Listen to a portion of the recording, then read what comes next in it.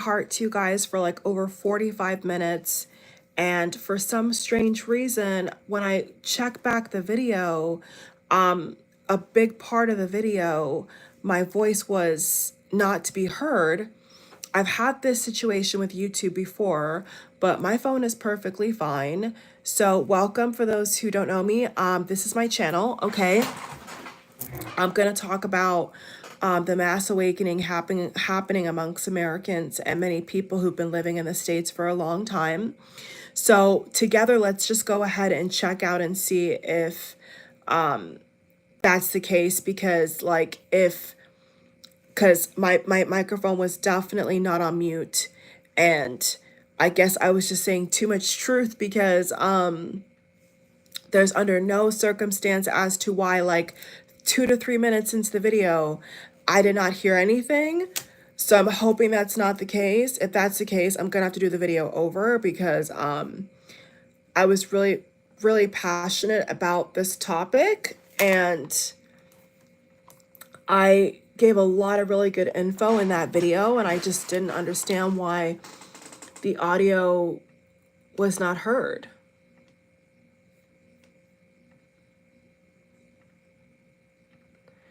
So around minute 8:28, there's no audio.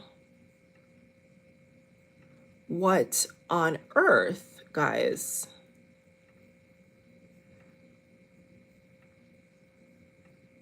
So maybe I have to file a report, because up to minute 8:28, there's like no audio. That's so weird, right? So I can't even go to the park. I can't even go to the park and like talk without having to be paranoid and have my AirPods on my computer. Like, that makes no sense.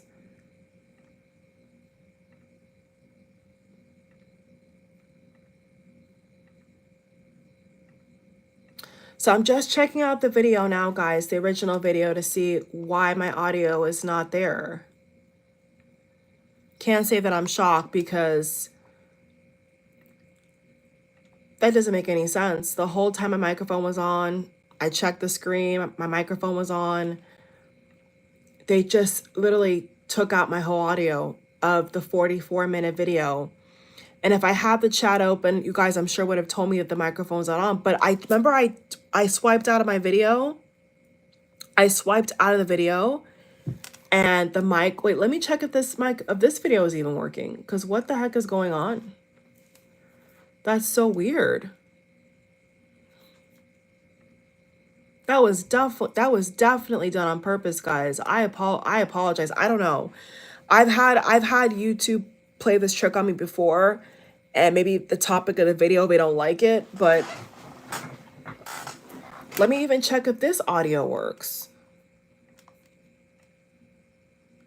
So okay, so my thing is, what if the audio is working right now, just like my other video, and then they cut out the audio? Because I was talking to you guys. Okay, so I'm gonna link it here.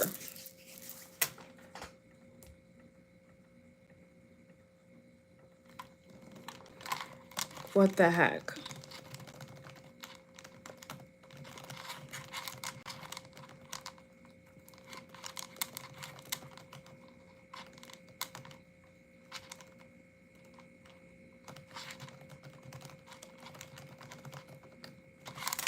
So I'm just gonna basically redo the video, because I'm in the mood to talk about this topic, and I just had to get home to see if that was the case.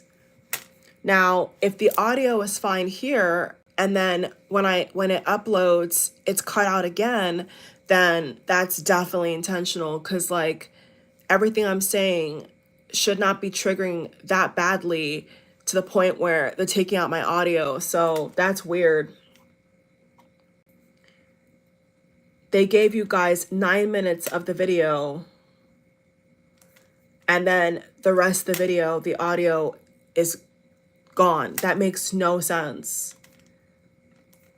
And I had my eyes on the microphone the whole time. I even, multiple times in the video, I swiped out just to check, and it was glowing orange saying microphone YouTube on my notification pads. That doesn't make any sense to me. That was intentional, guys. Okay, so I'm gonna talk about the same topics again. I mean, that's all I can do.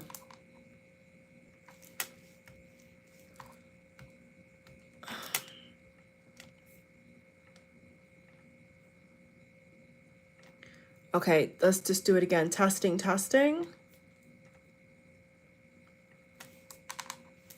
So my voice is here, so I don't know why they would do that.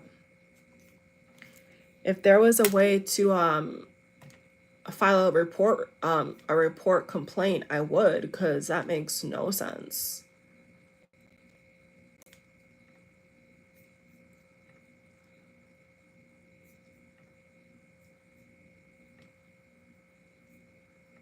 That's so strange. So this video is probably going to be an hour because they took away my audio. I don't know why they would do that. I was getting thumbs up while I was talking live on the other video, so I don't know why it would project to you guys live, and then when I upload it or when I end the stream, my audio disappeared.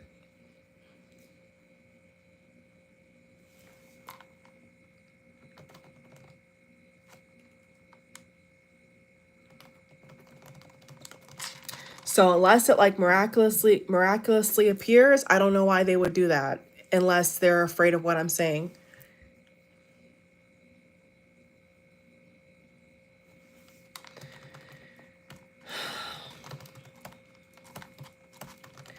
Well, luckily I have the energy to redo it, so that's fine.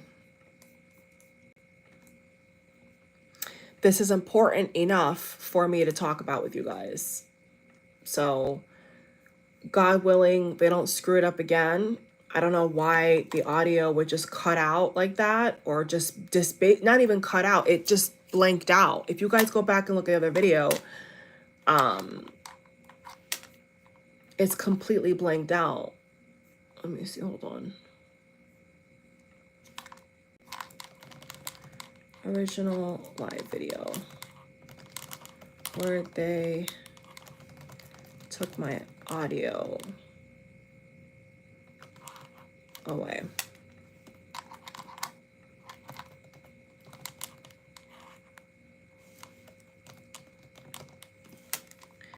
Okay, so now I'm really going to be gully in this video because they thought they were going to silence the message of this video, and they're not. I'm just going to do it again and again and again. So as many times if I have to do this video, I will do it, because I know that it's going to save lives. And maybe the video will be shorter than the 45 minutes that I did with the original, but I don't know. Okay.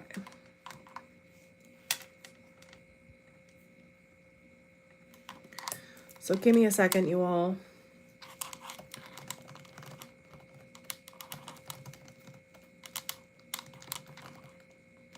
And don't worry, I'm going to outline this after the video uploads. I'm going to put it in the description. Like, this is the intro.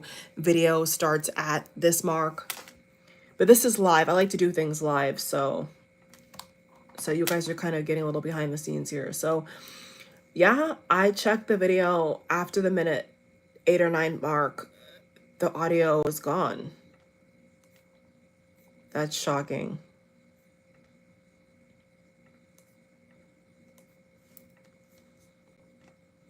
I'm not actually shocking for you guys, but not shocking for me, because I already have had this happen before with other videos I've done on YouTube when they don't like what I'm talking about and they just try to silence you, basically.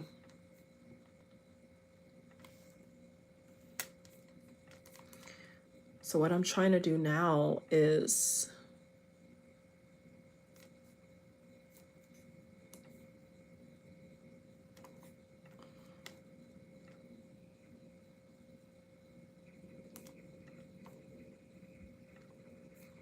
Give me a second, you all.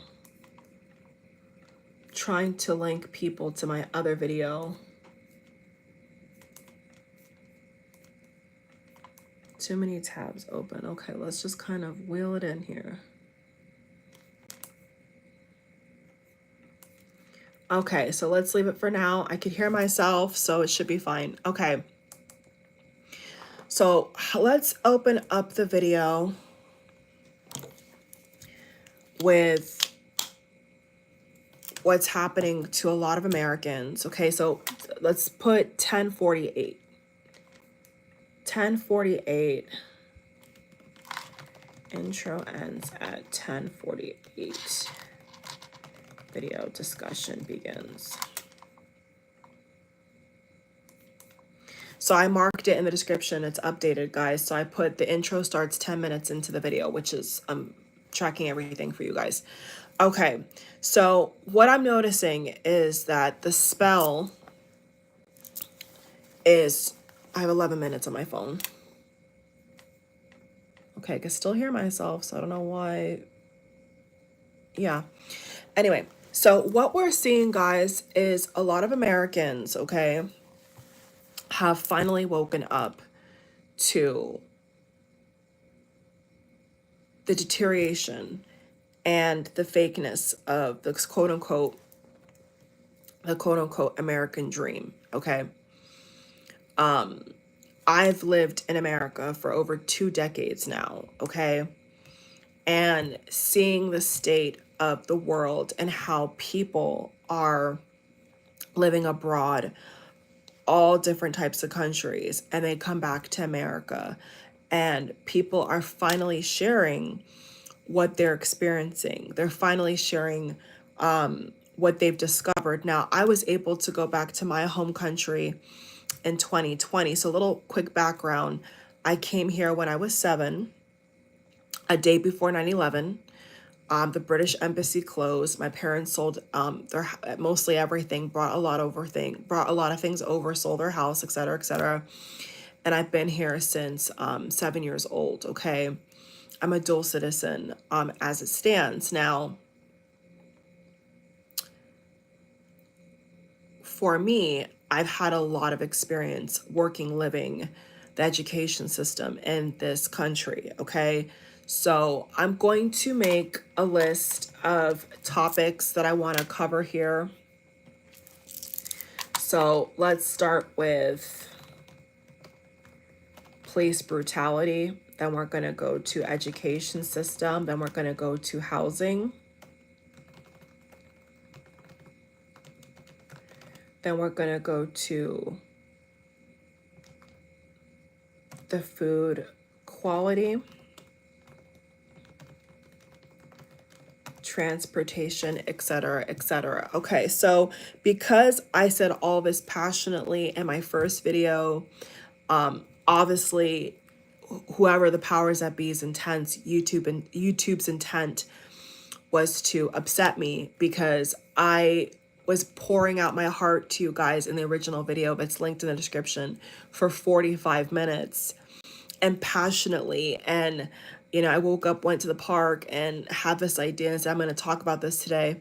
And then I look back at the video and the audio was cut out. So if I edit the video, I'll update the description, time marks, I'll update all that eventually, because I was on here trying to fix the stuff for a while. So I do apologize, guys. But anyway, so, the credit card scam, the credit score scam.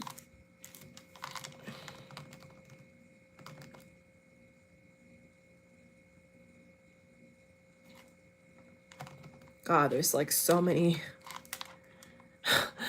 there's so many things I could,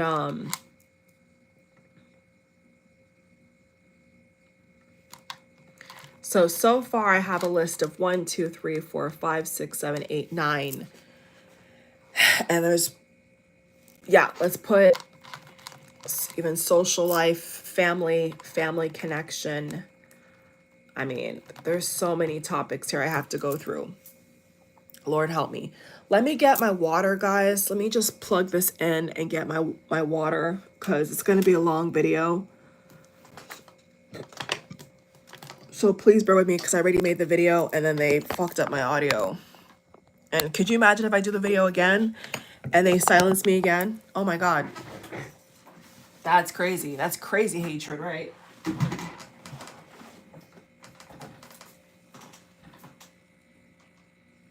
I was gonna just get water, but my throat's kind of dry now. All right, 1 second, you all. And the phone does need a charge too.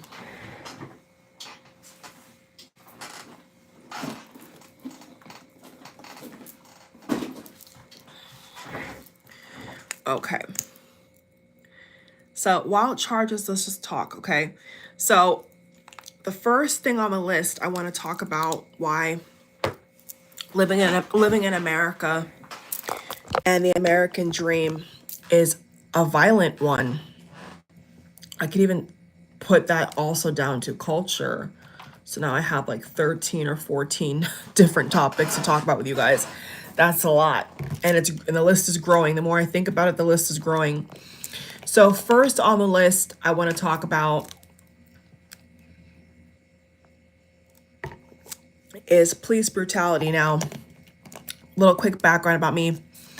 In the first video, I was talking about Luigi, okay, the guy who is being accused of taking the life of the United Health CEO. Now, allegedly, his background claim is Italian, Italian American.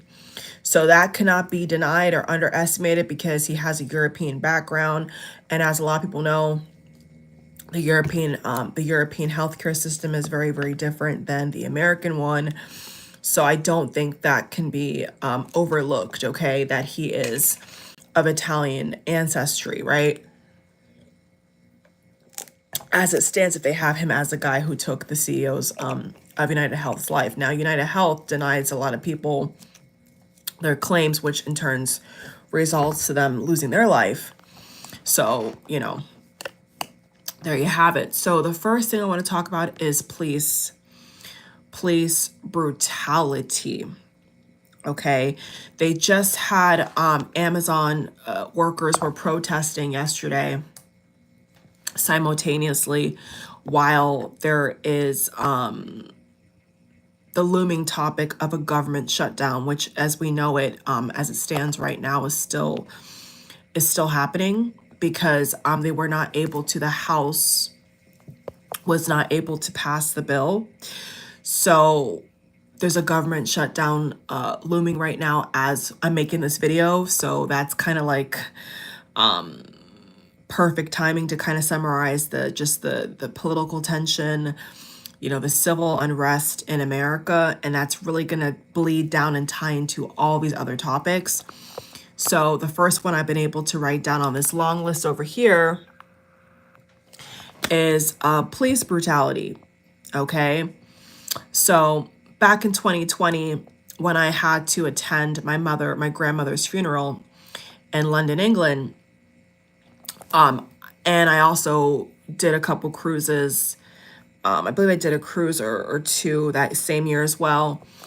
And a lot of the connect flights were with Spain or with England, you know, all over. And I'll never forget when I got off the plane. It was a British Airways plane. It was full of British people. And they were all, it was like they were on the same plane as I was going. I think it was back to US after my flight. And when they touched down, and I forgot what other state it was when we had to, because it's far, like, you know, going from Europe to America, even Australia to America is very far. So there was a couple places we had to stop along the way. And I never forget when there was all these British people, you know, I saw black British people, you know, white British people, all types. And when they were off the flight, they had to get to US Customs and they had to kind of like experience how the law enforcement, how the police officers treat, you know, regular everyday citizens. And they were appalled. The look on their faces was sheer horror and panic. And I made eye contact with a lot of them. Like I made eye contact with a lot of them. And I could tell that they were not used to being treated like that. So that's why I wanted to bring up this, because I think that how you treat your citizens, how you treat the elderly, how you treat so-called minorities, forget the word minority, let's put ethnic people, right? How you treat ethnic people, how you treat seniors, how you treat women and children is a direct reflection on how you treat, you know, what you stand for as a nation, as a country. So as we all can see, that's also wrapping into, women's rights and, bodily autonomy and all the really, really heavy political tension around women being able to, get access to birth control, get access to, affordable appointments when they are pregnant, medication, you name it. Like,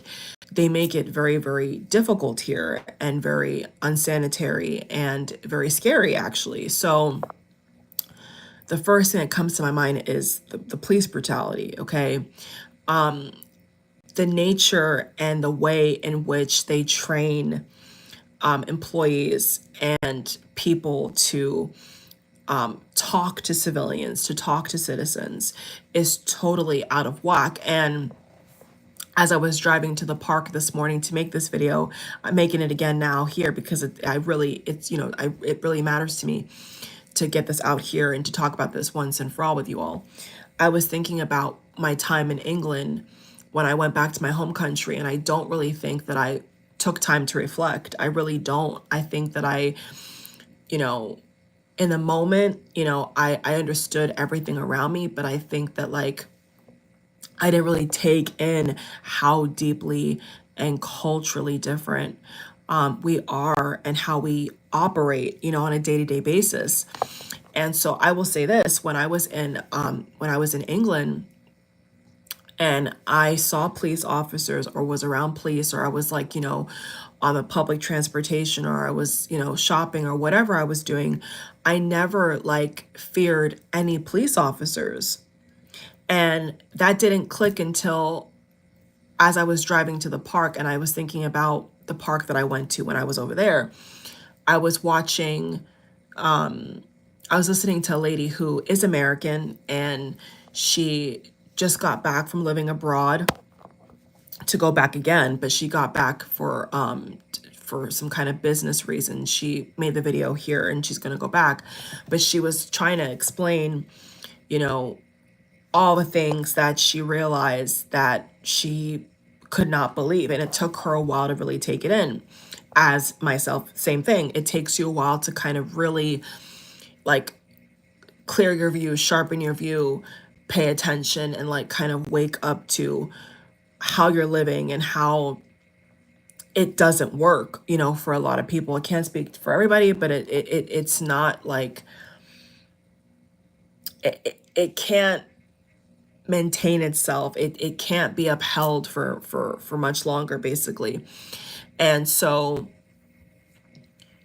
that ties into my story as well. It's when I was over there, I never feared the police. And I actually didn't really realize that until this morning when I was reflecting on my trip, that I didn't fear the police. And I was telling you guys as well as TikTok how when I went to my grandmother's funeral, my aunt had a coworker/friend, longtime friend, who, when they heard that we were coming from the States, America, the USA, a big thing that he talked to us about that he could not wrap his head around was the police brutality and how crazy the stories are, how aggressive they are in nature, and how militant they are. And the simple answer is we don't, right? We don't. I saw some men here and there say that they've never felt like their life was threatened.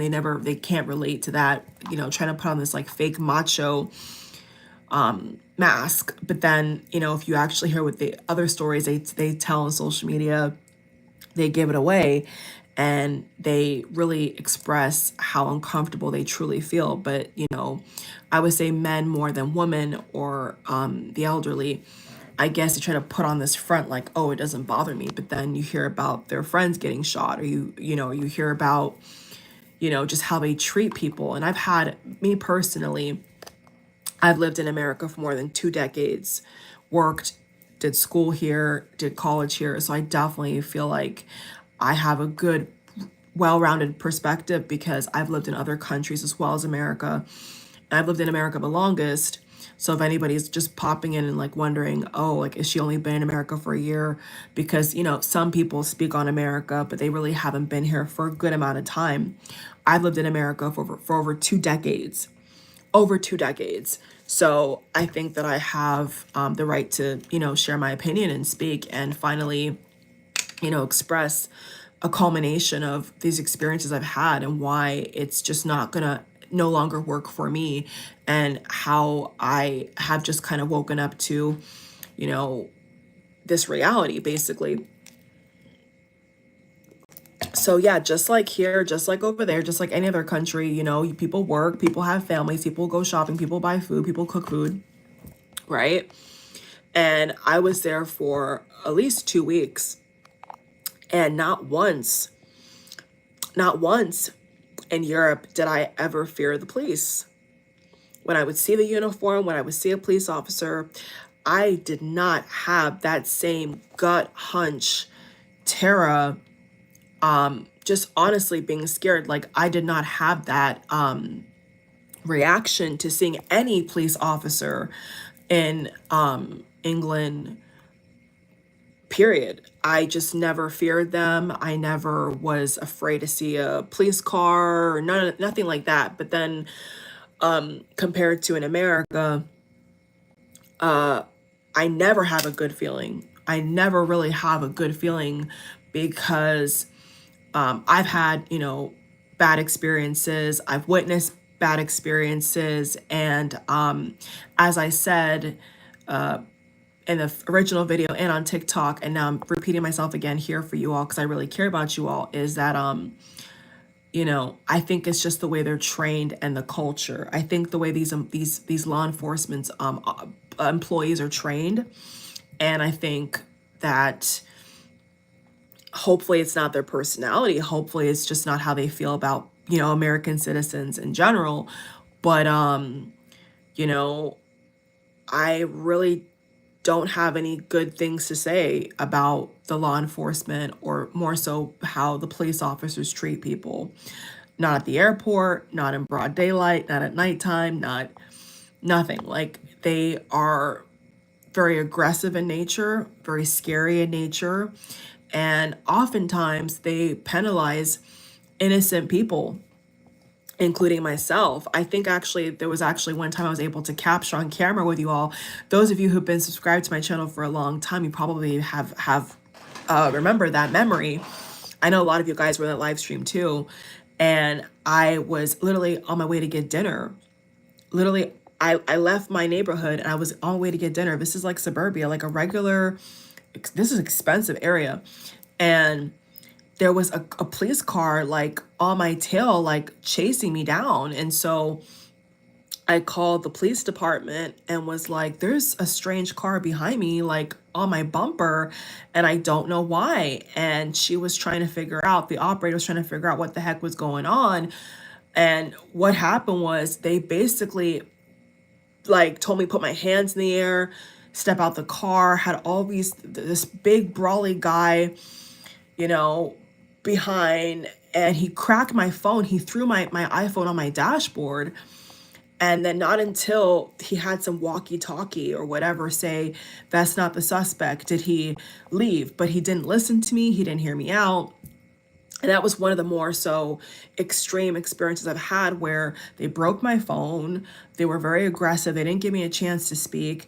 And they basically profiled me because I had a similar color car. It was a black car. But the license plate wasn't the same. The description wasn't the same. But because I left my own neighborhood, my own home, they were just trying to sensationalize something, and I never got anything back for them cracking my phone. So if you want to talk about experience, that's just one experience I've had with police who are overzealous, aggressive, corrupt, and know nothing about common decency. And they did not have the right suspect. I was not the suspect. I was trying to get dinner, pick up my own dinner, and they cracked my eye. I actually still have the iPhone, actually. So, that was just one of my bad experiences with the police in this country. And they just are very aggressive. And that is the culture that I've experienced in general. Is America is a very fast-paced, aggressive, violent culture as a whole. It's not cutesy wootsy, it's not classy, it's not polite, it's not how are you, it's not decent, it's not wholesome. I've been to and I'm talking about rich areas. I'm not talking about anywhere broken down, or I'm talking about suburbia, one of the richest cities in my state.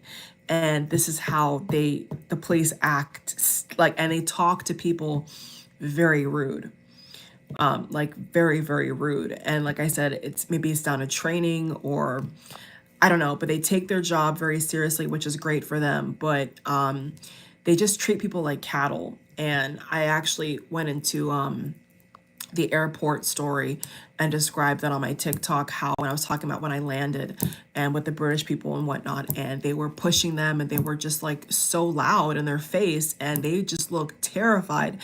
And I remember looking at them and standing there oh my God, they have no idea. This is what we go through on a daily basis. If they ever want to question you or pull you over wrongfully, shine a big light in your face, yell at you, it's just, I don't know. I just have never seen anything like it.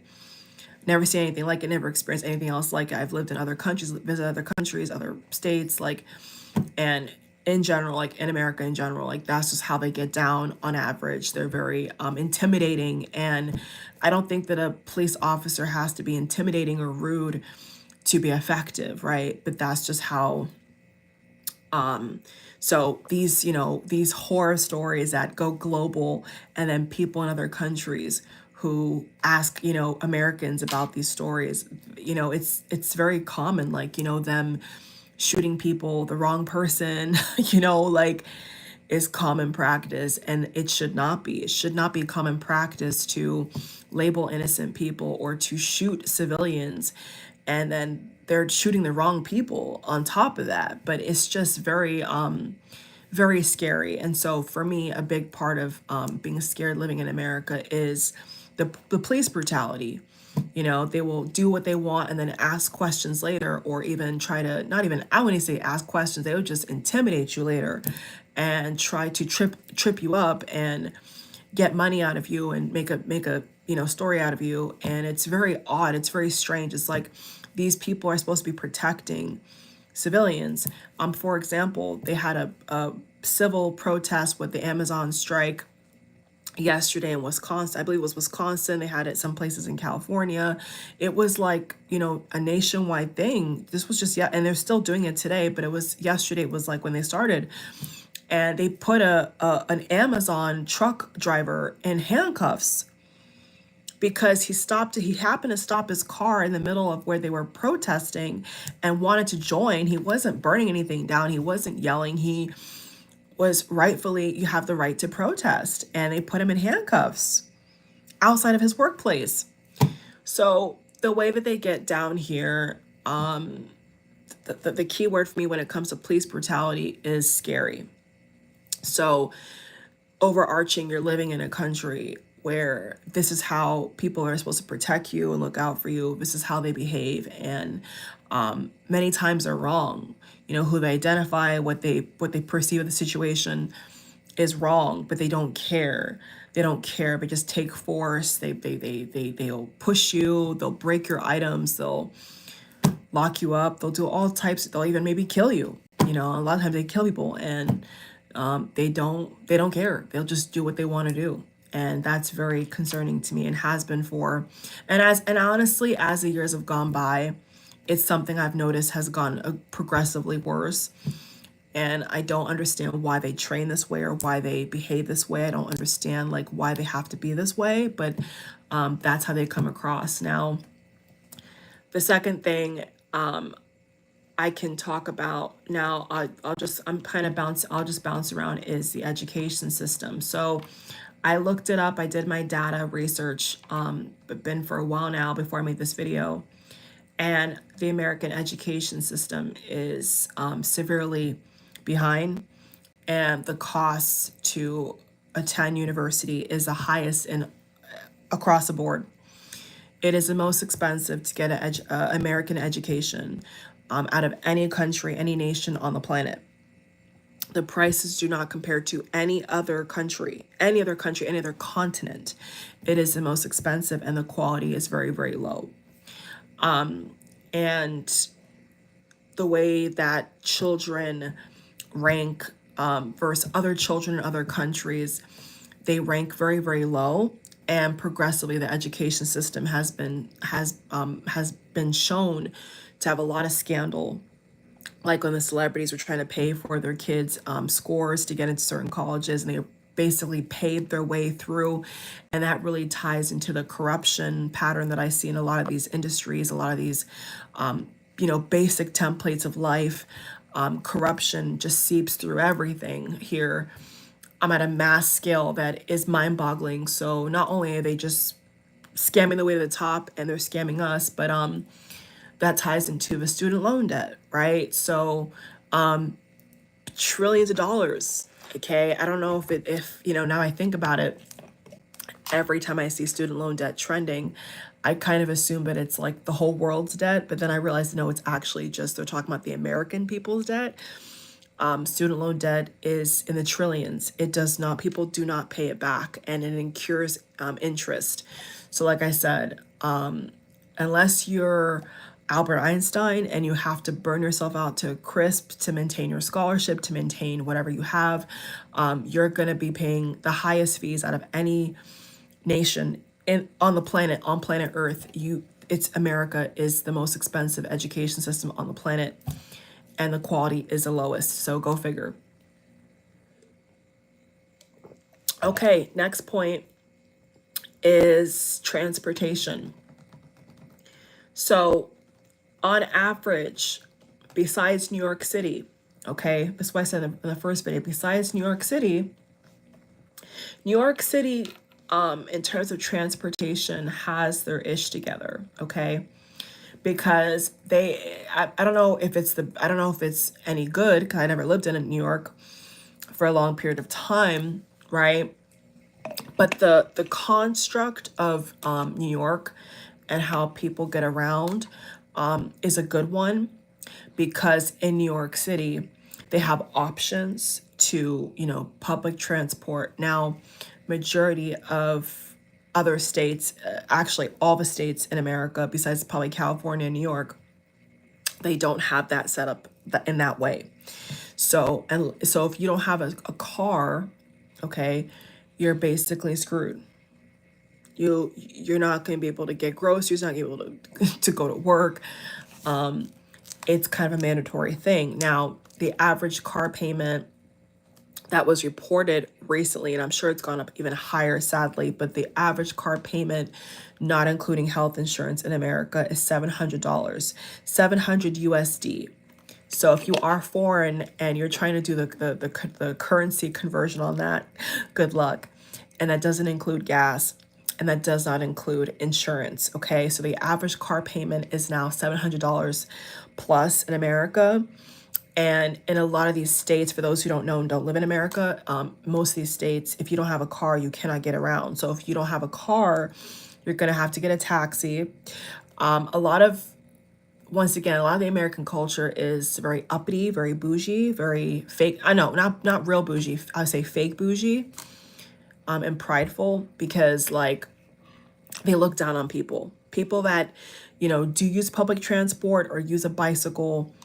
They're not very accommodating. Whereas in other countries, when they have like, mopeds or scooters or motorcycles or any other kind of, even those buggy carts in other countries, they're accustomed to people not just having a car and motorcycle. So they kind of like, it's in their culture to make space for pedestrians walking or on bicycle or going to, taking the bus.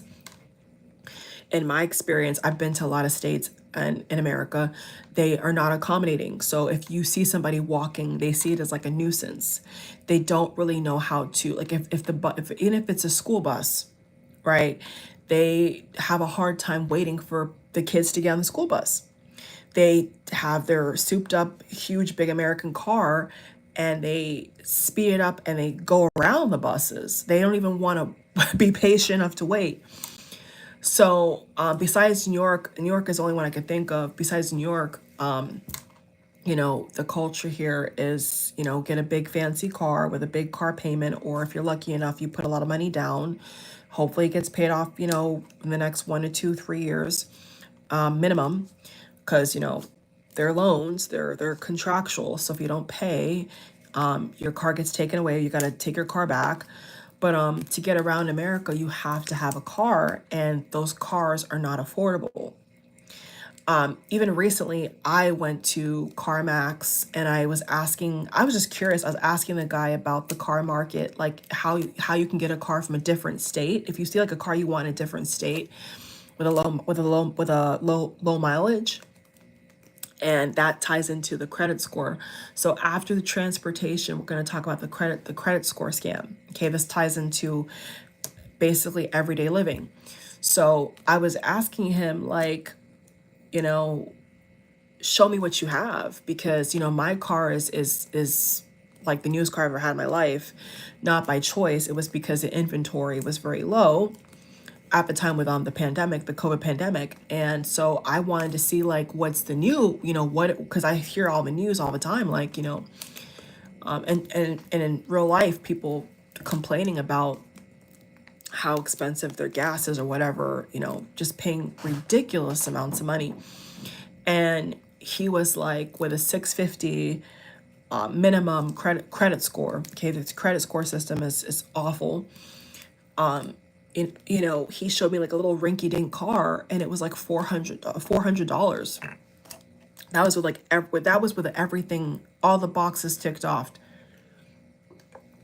Right, so proving the income, proving credit score, down payment, yada yada yada. Basically being a perfect American pupil. The minimum he was showing me was like 400. And these were like tiny box cars. Like you could hardly put your groceries in the back of the car. So cars are no longer affordable. Okay. And especially if you are, visiting, or you're just coming to the country and you don't have a lot of money, good luck. Okay, for all those foreigners watching and you're curious, good luck, because if you don't have an extra, I would say at least an extra $1,000 USD coming in, because there could be an accident, there could be repairs, there could be gas, oil, you name it. Like if you don't have at least $1,000 sitting aside, you're gonna be in a world of hurt, because that's what it costs. So when times were better, my car payment was actually still pretty high with the credit score that I had. I felt like it should have been way lower, and it wasn't, I guess because the model or whatever, but it wasn't like it was some, like uber luxury car. To me, it was like a regular, middle class car. And it costs people an arm and a leg most of the time, especially nowadays. Forget it. So the transportation is a big thing. They don't have trains that are local. Most people, in American states don't go by train. You never hear that. They go by car. If they don't go by car or motorcycle, which motorcycle is not really common, it's mostly cars, they're gonna have to get a taxi. And those taxis are not cheap. Okay. Now, that I think summarizes the transportation. So in other countries, they do have, public transportation is not really looked down upon as much or even at all.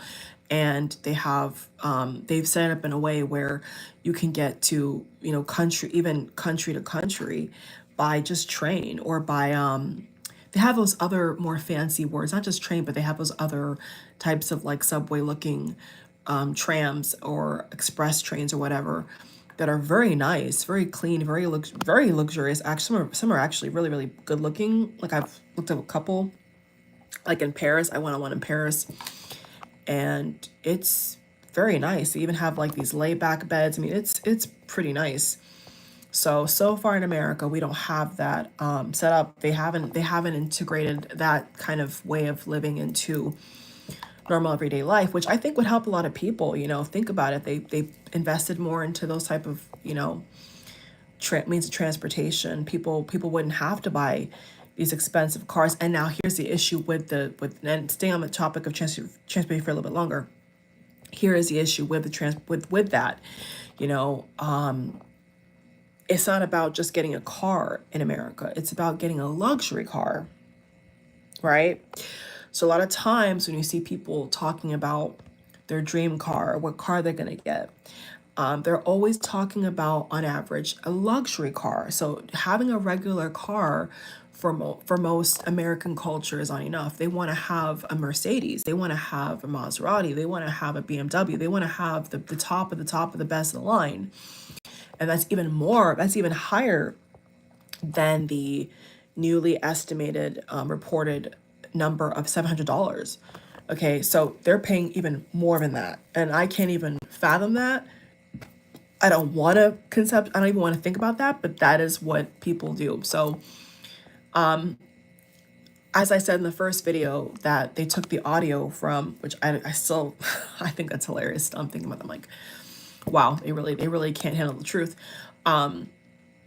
I was referring to this as the phrase you hear in Texas that was coined from Texas, which is everything is big in Texas, or bigger is better. That is a phrase that you hear a lot in America, is bigger is better. Everything is bigger in Texas. Everything is bigger in America. So they have this like culture of bigger, better, more, like always upgrading something. They're never like satisfied, and they always feel like if they don't have the top of the line, that they're doing something wrong, or they're not like living up to like the American hype or the American dream, which I think is incredibly toxic. So a lot of times, it's very common. I've even overheard this. A lot of you guys have heard this too, even on social media. You see people making fun of people who have, a certain kind of make and model of car that's paid off. And you'll typically see people making fun of people like that and questioning them as to why they can't afford a Mercedes, or why they can't afford, a luxury car. And it's kind of like looked down upon, like the bigger car you have, the nicer car you have, the more fully loaded car you have, that's kind of like a status symbol, or like the mark of who you are as a person, which is incredibly stupid and toxic. And so luckily for me, that bug has not bit me, because if it did, basically that phrase, keeping up with the Joneses, that's also very American, where you want to keep up with the next person. They want to, they lease cars like they can't afford. So that's very common in America to, live a lifestyle that is choking you to death. And basically there's no work-life balance, which is going to be, we're going to talk into another topic about work-life balance. So there'll be no work-life balance because the things you have to pay for are just ridiculously expensive, and you're kind of on a contract basically, right? You take out an auto loan. If you didn't pay for it cash, which most Americans don't pay for their cars cash, you know, they're subjected to pay it. And if you don't pay it, then basically you don't have a car, and then you're not able to get around. And most American states, everything is spread out. So if you don't have a car, you're gonna have to suck up your pride and go on the bus and be organized. But a lot of Americans don't like to do that.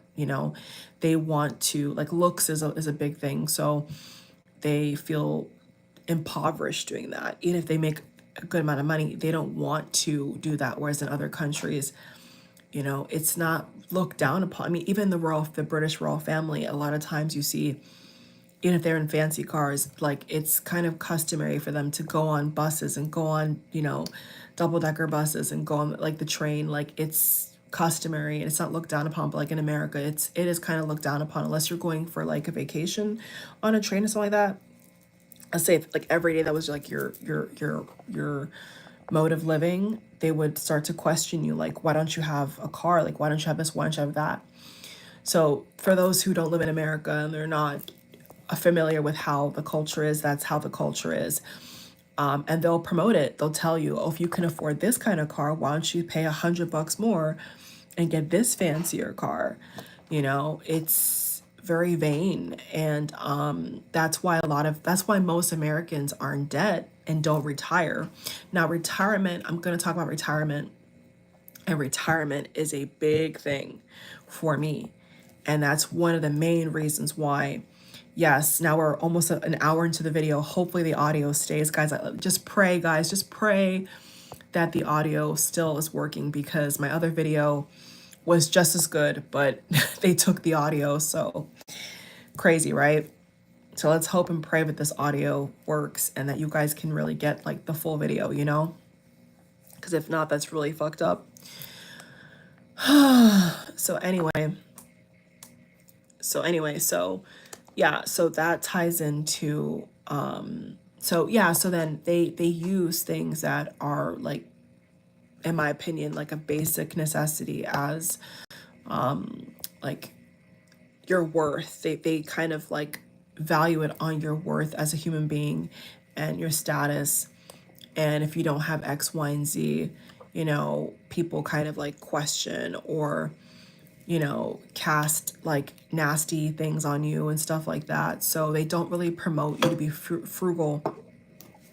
The overall American culture does not promote people to be frugal. It promotes you to consume, because the American dream is all about high consumerism. That's what I cracked the code on. That's what the data shows me. That's what other people that are actually Americans that are left and have houses here and live part-time here, live part-time there, they've cracked the code as well. That's what it's about. It's about consumerism.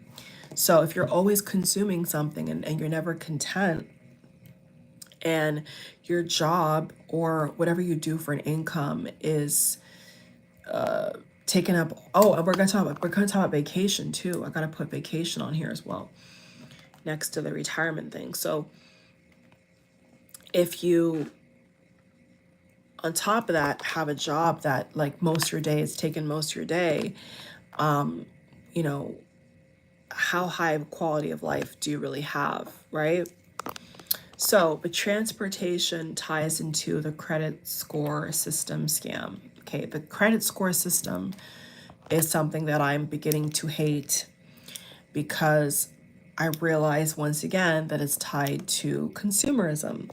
So the only way that you maintain a high credit score is if you consume. If you put certain everyday bills on your credit card, then pay it off, keep paying it off, keep paying it off, keep paying it off. It's also very predatory. When I was in college, luckily I had a good head on my shoulders, but when I was in college, they bombard people. They literally bombard young people with credit card debt. They try to promote you to basically get every store that you go to. You're going to hear them say, would you like to apply for a credit card? Now, to me, this is very predatory, because the common sense mind would say, okay, you work, or you have inherited money, whatever way, however way you have the resource, right, to pay for things, is what you have. Okay. And so the credit score system and the credit card, so I'm going to tie it in, the credit score and the credit card scam system basically what it does is it keeps you in a perpetual loop of, once again, not being content, or not being able to save your money, because every little thing you do, they want you to put on a credit card or to get points or whatever else is out there. So to me, if you have the money for something, having a debit card is kind of like common sense. But what I think is even more predatory and very uncomfortable for me is the fact that, like I said, with basic things like, your mortgage, or especially not even so mortgage, I would say more so for rent and getting a car, everything is hinged upon your credit score. And then in addition to that, some other ways of living life, they want to go through your whole history of either work, just basically everything you could think of, and it has to be up to their standards. So let's just say somebody, fell on hard times and they have cash and they want to just do this and get an apartment.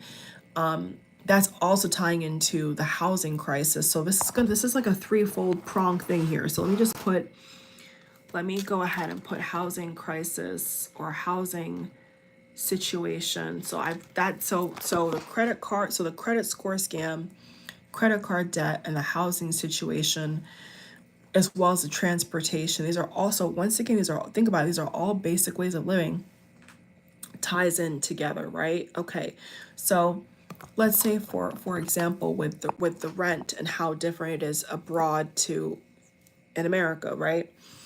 With rent, you have to typically have first, last, and deposit, okay, or they call it a security deposit, right? Sometimes it's up to four or five charges, not even including the service fee, right? Which other people don't even. I've seen people in other countries say, "What the heck is what is that?" They have no idea what the heck we're talking about. Yeah, and I can back that up because for shits and giggles, I did more research. I literally went into different housing market databases in different countries, including my own, and I was just curious. So let's say, for example, so if you have a family of 3 or 4 and you have kids, you're probably going to have to pay a lot more in housing if you don't get lucky, because naturally you need more bedrooms, right? You need more bathroom space, more kitchen space, or whatever, okay? But let's just take it to the very, very basic minimum, right? Let's say you're one person like myself. You have a pet or you don't have a pet, okay? Pets or no pets doesn't really matter. And you want to rent a 1-bedroom with a bath, or 1 bath and a half, or 2-bedroom, 1 bath, whatever, right? This is a basic scenario. Not getting into amenities, not getting into parking, just you want to have a roof over your head, right? So on average, it's first, last. So first and last, security deposit.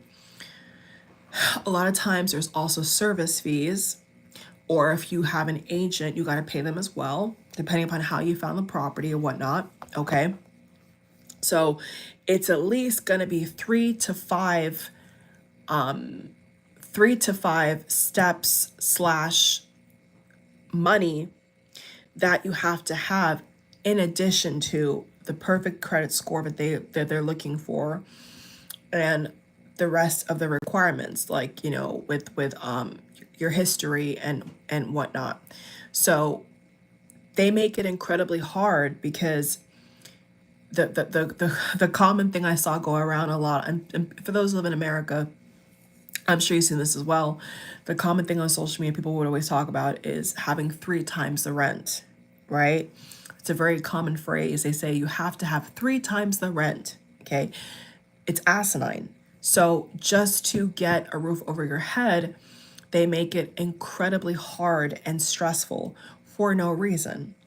Once again, my philosophy is you work, you have the money or whatever, you have the cash, and you know what you're paying for. You have to know what you're paying for. So as long as you can pay for it, that's all that should matter in my opinion. But no, that's not how it goes here. You have to have a certain credit score.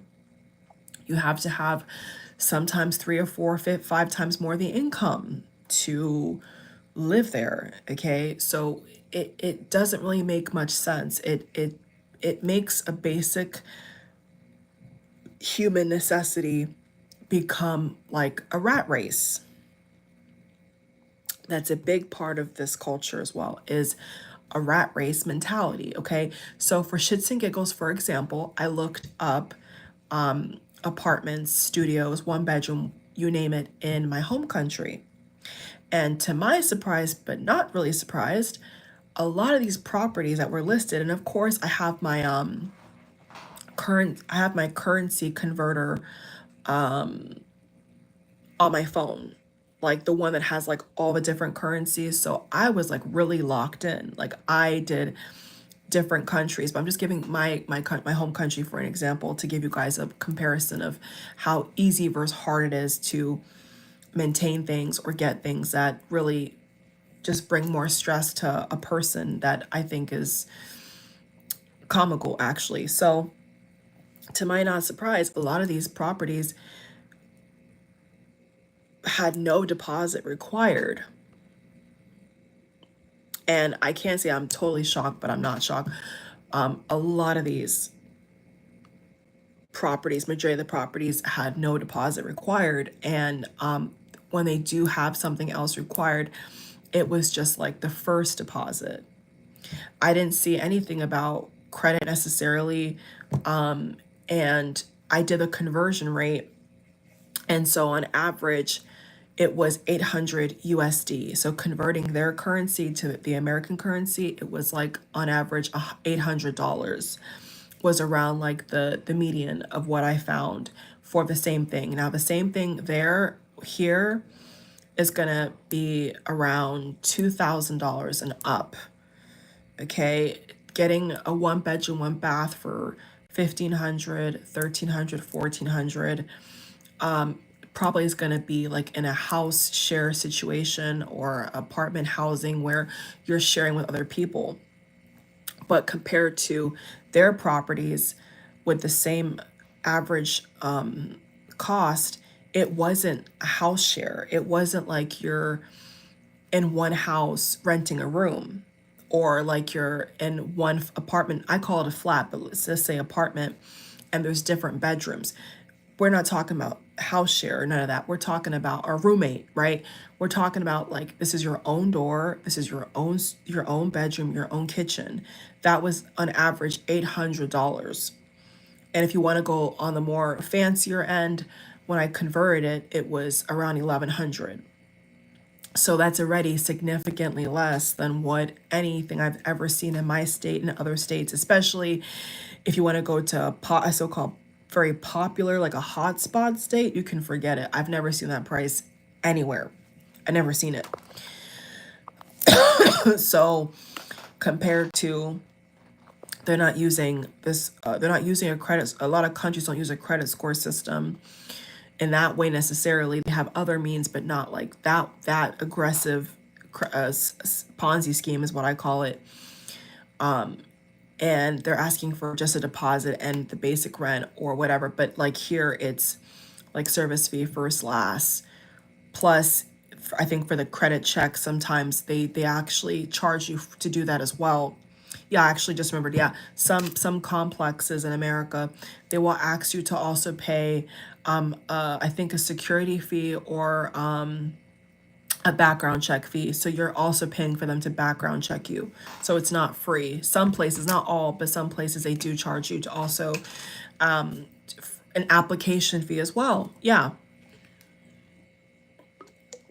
So as I said, you're paying between three minimum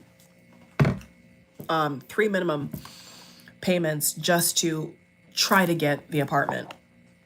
Whereas in other countries, you have the money, you know, you're a decent human being, You have a job, whatever you can show is what you show, but they're not gonna like milk it, right? I'm sure they all have their own ways of making sure that you're not a criminal or whatnot, but like they don't charge you for that necessarily. And if they do charge you, it's a significantly less fee than what they're charging you in the States. So that's another big issue. That's also tying into the housing crisis in America, where a one bedroom, one bath, getting one below $1,500 is like, unfathomable. Most people's rent is close to $2,000, if not more.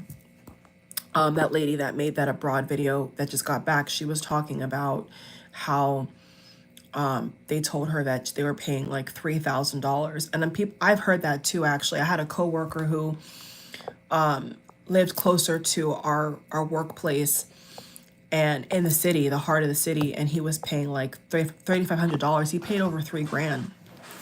He was paying over $3,000. Now keep in mind, the paycheck that somebody's gonna earn, that's gonna be like 3/4 of their take-home pay. So besides, like I said, the high car price, the gas, whatnot, everything else being super expensive. In addition to that, their rental price is super stupid high, super stupid high. And that's normalized because, like I said, the mentality is bigger the better. So if they can put the word luxury or modern in front of an apartment complex, they will, and they will milk you for it. So the same box, the same apartment setup that you should be paying under, in my opinion, under 13,000 for, especially if it's just one bedroom, one bath, you shouldn't pay more than $1,300 for that. Like you shouldn't have to. And that's gonna be easily $3,000. And that's not including Wi-Fi, that's not including trash, not including parking, not including water. Some apartment complexes, they will provide water, but some do charge you separately for that as well. Okay, so it's all hinged upon the consumerism corner, which is you need to consume on your credit card, be perfect in paying it in full, or paying it on time, or paying in advance, or all these different strategies you got to figure out to make sure that you get that perfect credit score. Okay, and if that credit score is not to, and also, as I may add, if that credit score is way below, or is like 100 points or so, let's say give and take 100 or 200 points below what they're requiring, you could also pay more upfront when you do the application, or when you try to get the apartment. For those who don't know and are foreign, you're actually going to pay more. You could pay sometimes even more because your credit score is not what they want. Okay, so it's all around that system where like they may upcharge your basic rent price, or they may actually even charge you a higher amount just to apply, because your credit score is not what they're looking for. So once again, it makes it induces in society an underlying anxiety. And that's where I think a lot of the aggression in the cultural daily life comes from, is because they feel pressured. Okay, they feel pressured to maintain basic things. I don't know if this is true or not, but this is what I heard, is even when you're purchasing a house here, they want a lot of money up front, like a lot of money. And maybe 15, 20 years ago, you could kind of break even with depending upon what kind of property you get. There wasn't as much fees in terms of like who cleans, who maintains the community, who cuts your grout, like depending upon what kind of setup you have. Back in the day, they may have not charged for that, but now they do. So you're not just paying your mortgage, right? Depending upon where you live, they can raise that too. We didn't even get into insurance. We didn't even get into the whole insurance thing either. So the list goes on and on and on. So basically, you're fighting for survival. And so the way that I see it is like, to get something as so simple as a roof over your head, you should not have to be ridiculously impeccable to reach a basic, to me, a basic milestone of being an adult. Like, you shouldn't have to even get money from your parents, because a lot of people talk about how they were only able to get a house or whatever because their parents or whatever. That should not be the case. If you work a job, whatever you earn should be able to be enough that you can put yourself in your own house. You shouldn't have to go to your parents or go to your grandparents or go to the bank to attain that. You should be able to find yourself a job that is decent enough that will just cover your costs, and whatever else you make in extra income should be for your retirement. It should be for your savings account. It should not be to keep trying to prove that you're a good citizen and that you're a good consumer, because that's basically what the FICO score of a credit score system scam is they're trying to see how much money they can lend you. They're trying to see how much money that you can be responsible with. But like I said, that system does not work for majority of Americans, because that's tying into now the housing topic is that the new data just showed that the new age of homeowners in America is, I think, 56 or 59 years old.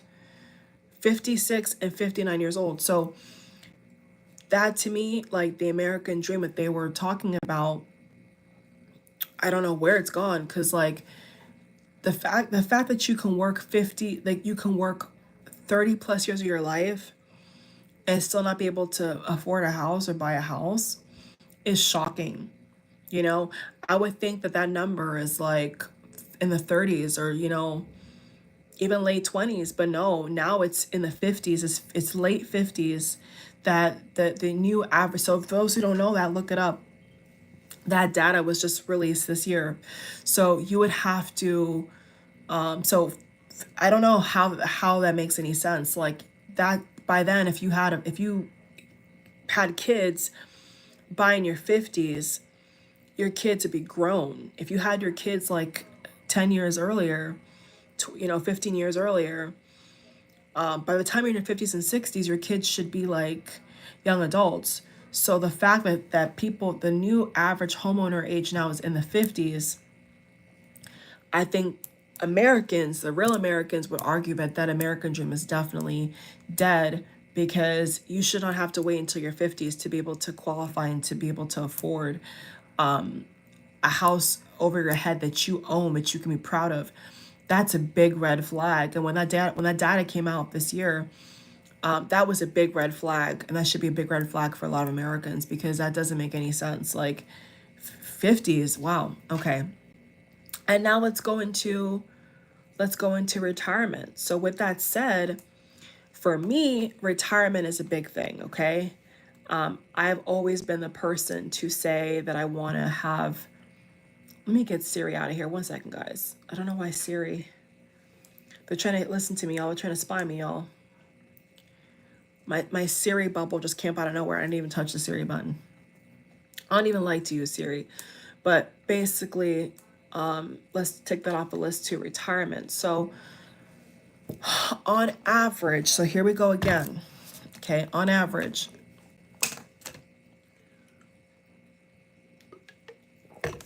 most Americans do not retire when they are supposed to. They're trying to steadily raise the retirement age because people as elders are still working, okay? That's a big problem to me as well. Okay, that's a big red flag as well. Like I said, how a country treats its women and children should be the telltale tall signs of the quality of that country, that said country. So if on average the elderly are struggling or not getting by or not getting good treatment, or they don't have a high quality of living, okay, that should be the first red flag, right? So the synonymous famous quote that has been going on for a long time now is that most Americans don't have even $1,000 in savings. Okay, most Americans don't even have $1,000 as an emergency fund savings. They don't have it. Okay, that's a red flag. Okay, so the patterns of retirement, the number is ever increasing. Okay, and what they're seeing is there's actually been an epidemic I saw as well of a lot of boomers that are homeless. Right, the homeless rate in America skyrocketed, and then they capped it by making being homeless illegal. You heard that right. So in the states, and especially in my state, they've actually banned that they've actually said that being homeless is actually like a crime. I think there's different stipulations where the homeless sleep or whatever like that. Hopefully it varies by different state, but at least from what I saw overall, it's basically like illegal. I don't know how to what extent that's true, but I know that they've, and especially this year, they've implemented a lot of laws in a lot of states where if you are homeless or you're camping out or whatever, you don't have a home, they will tell you to get up and leave. And I actually, out of curiosity, one second, y'all, my throat's kind of dry.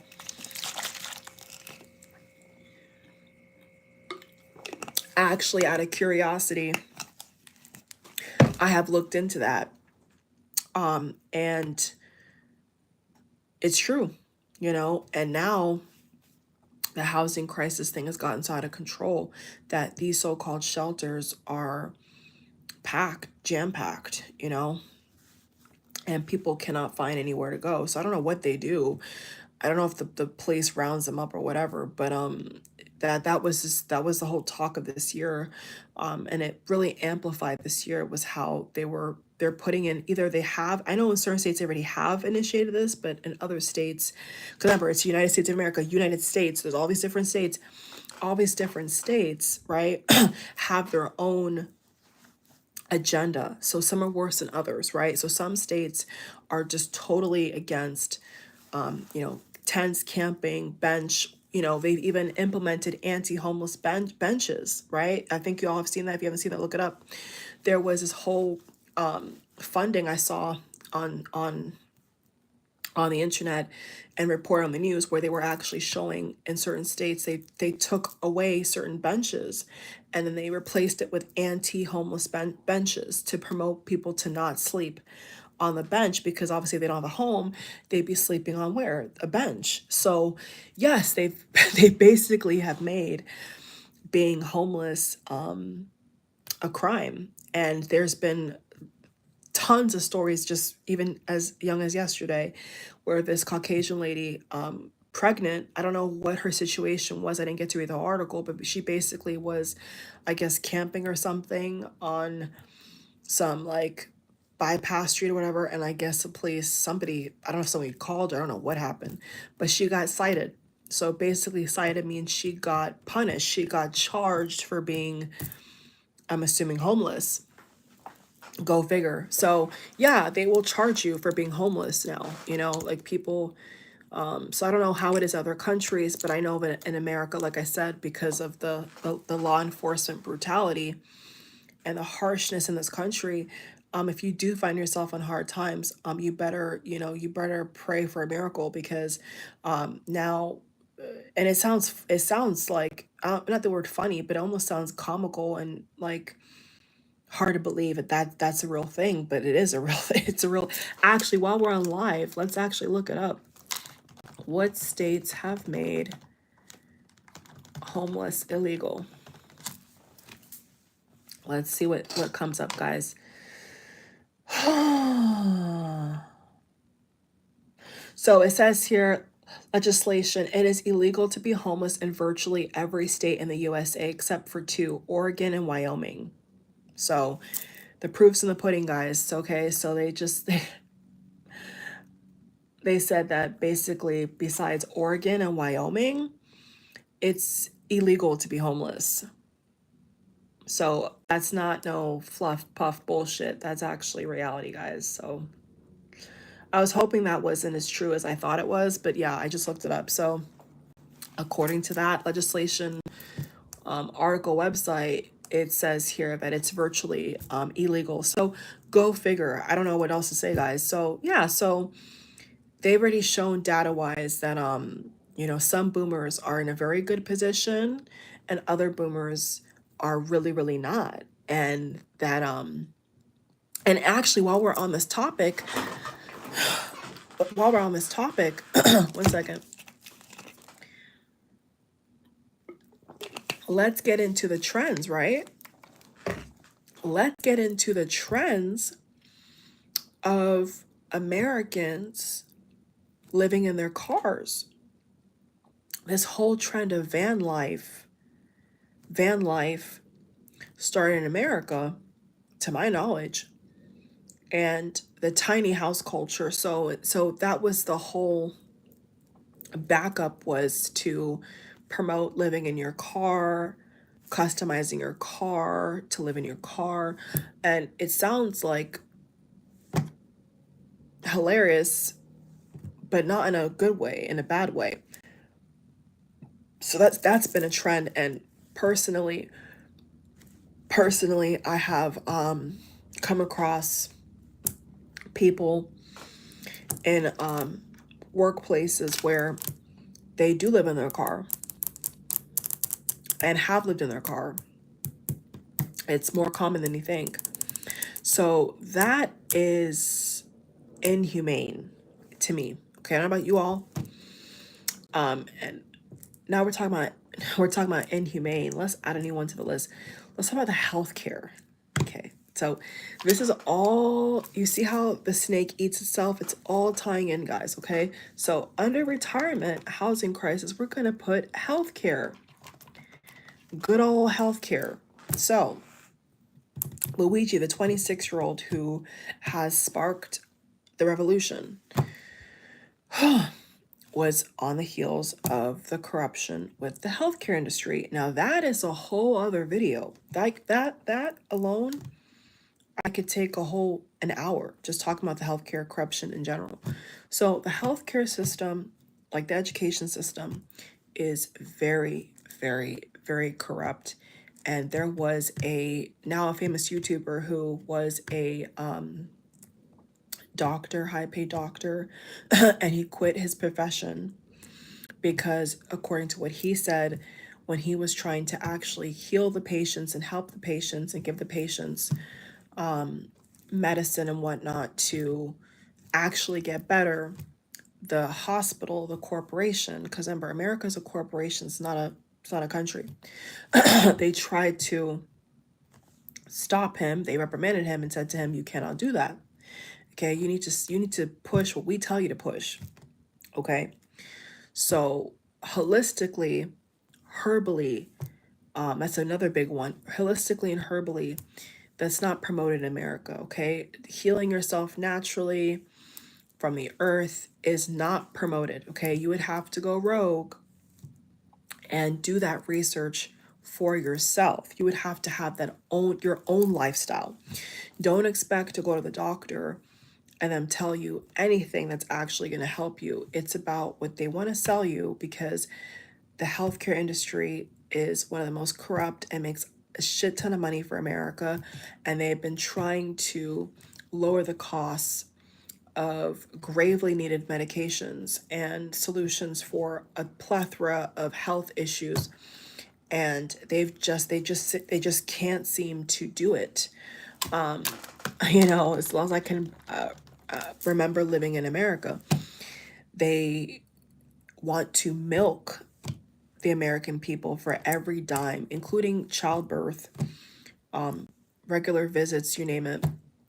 They will try to charge you for everything you do. So they don't have an environment where they're promoting you to get checkups and whatnot, because whenever you go, there is something they want to sell you. They want to sell you something. And so you'd have to go rogue. You'd have to seek out your own private, like that's what I did when I first got my menstrual cycle when I was a teenager.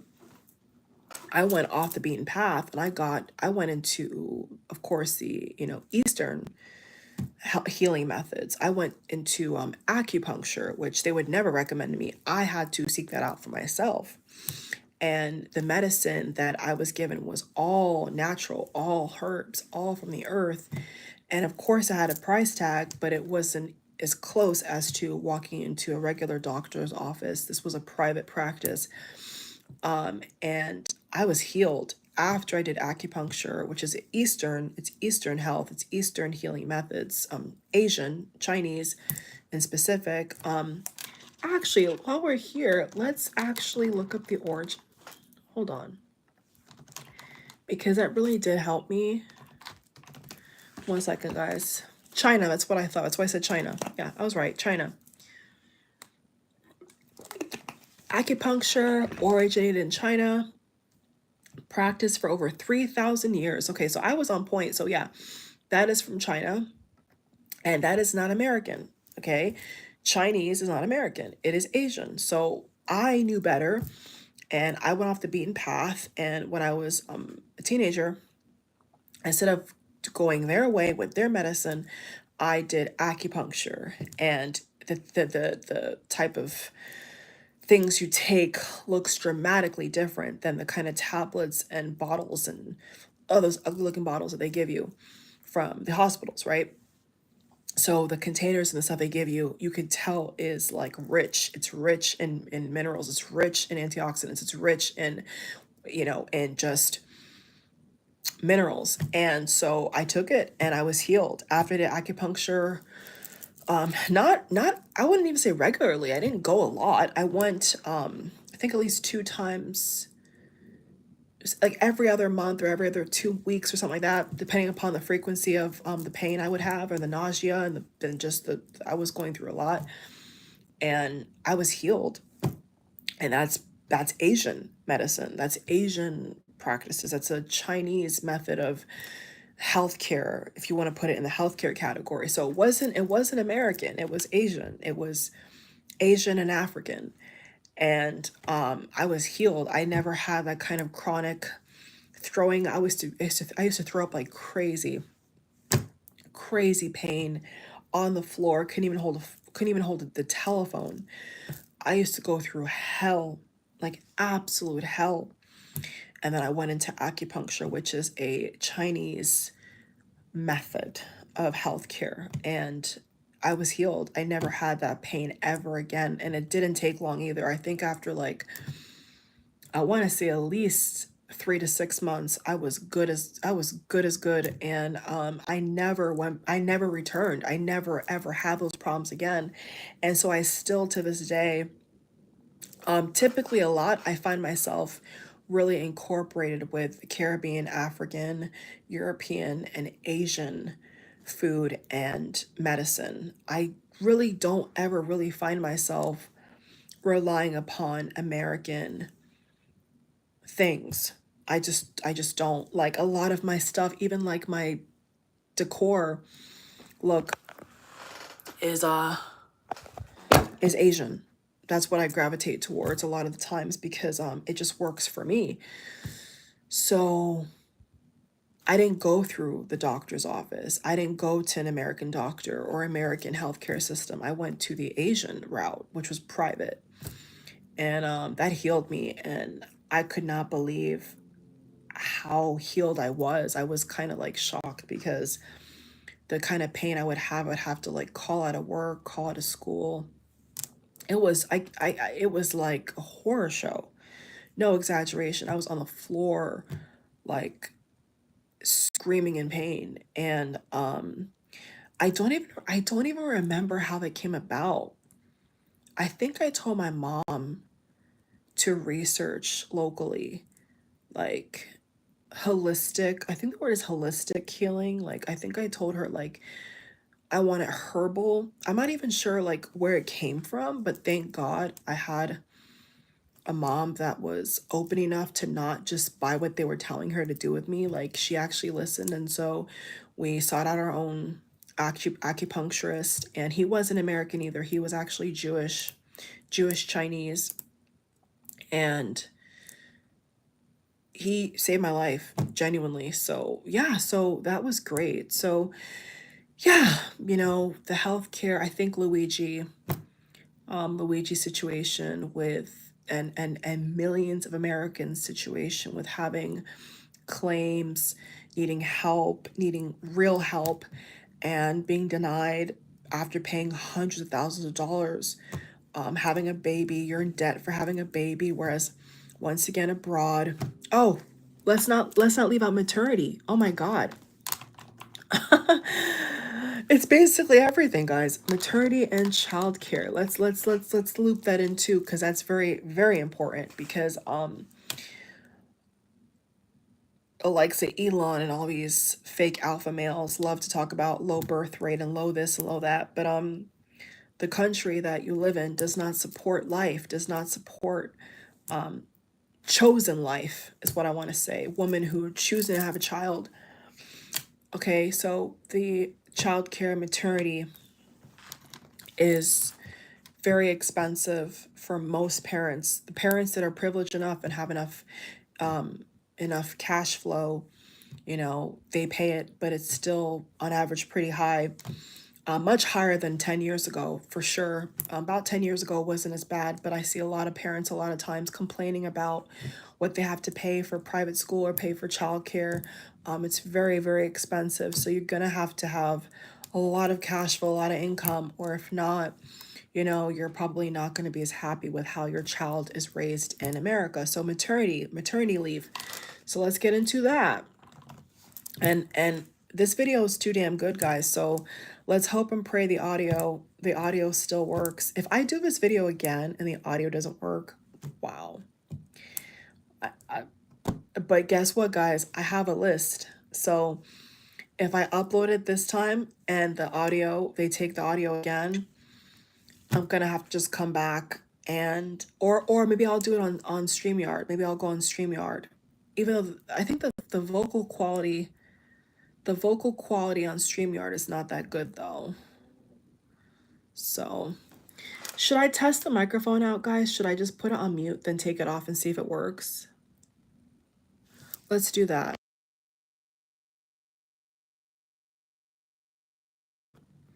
Testing. Okay, so as you guys just saw, I just did a little test.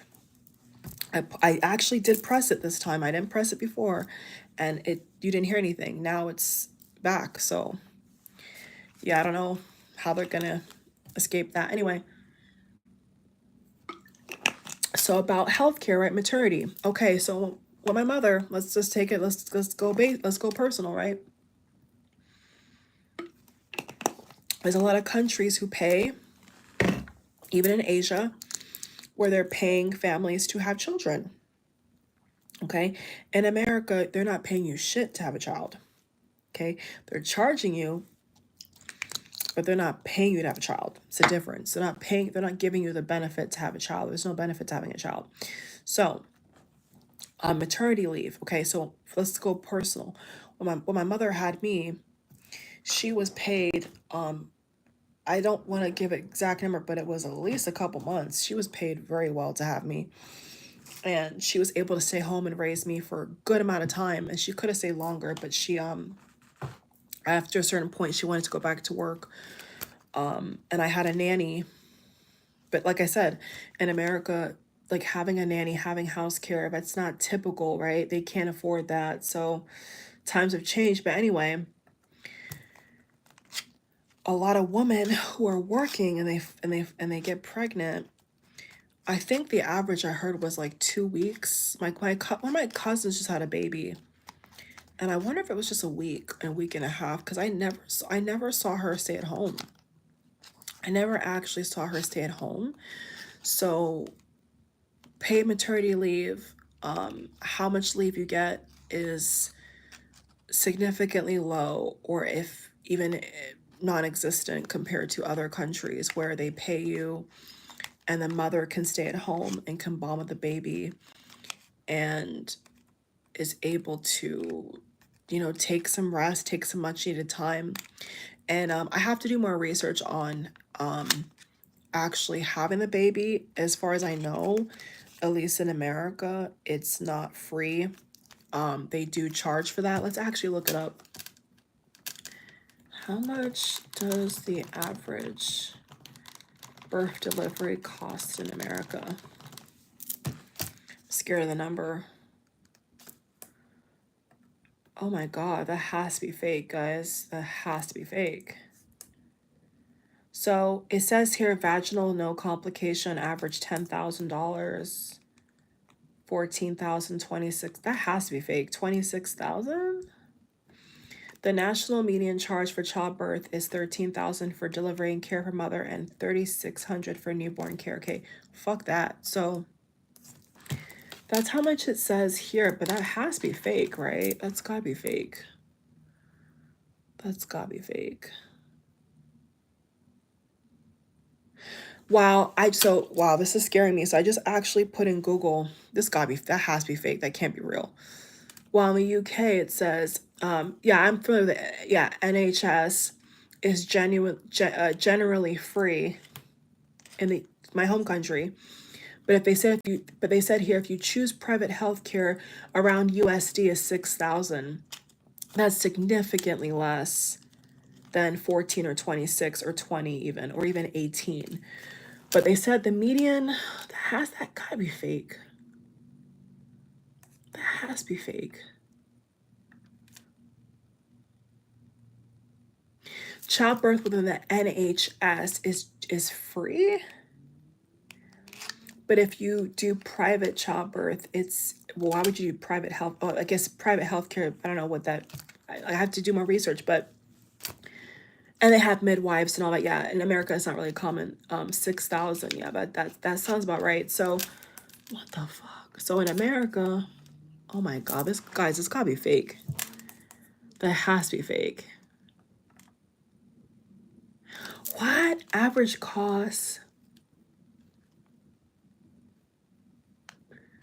Some are saying here up to 37. That's gotta be fake, guys. Home birth between 1 and 5 with a midwife. Yeah, that sounds about right. But the average cost of vaginal birth is 13. Why would it be $13,000 for what? That's gotta be fake, right? You don't actually pay to have a child in America, do you? Do you actually pay? I actually still can't believe that. But I wonder how the insurance comes in. But anyway, you guys get the gist, right? The gist is, for fucking giving birth and having kids, it's not covered. Okay, that's the gist of that. It's not covered for the most part. So you're gonna have to shell out some money. Because we don't have that kind of I can't even believe that. So we don't have that sort of how much is it in Australia? While we're on the topic, how much is it in Australia? How much is the average birth delivery cost in Australia? I'm just curious. Can significantly vary, depend public or private. Once again, yeah. Lower out of, so here it says the bulletproof points when I put it in Google says lower out-of-pocket costs, potential costs, private healthcare costs, out-of-pocket accommodation, delivery suite fee, obstetrician, type of delivery, vaginal. So how much does it fucking cost to have a baby? Average cost with no insurance is 7,000 in their currency. Average cost with insurance Medicare coverage rebate is 4,000. So it's still significantly less than America.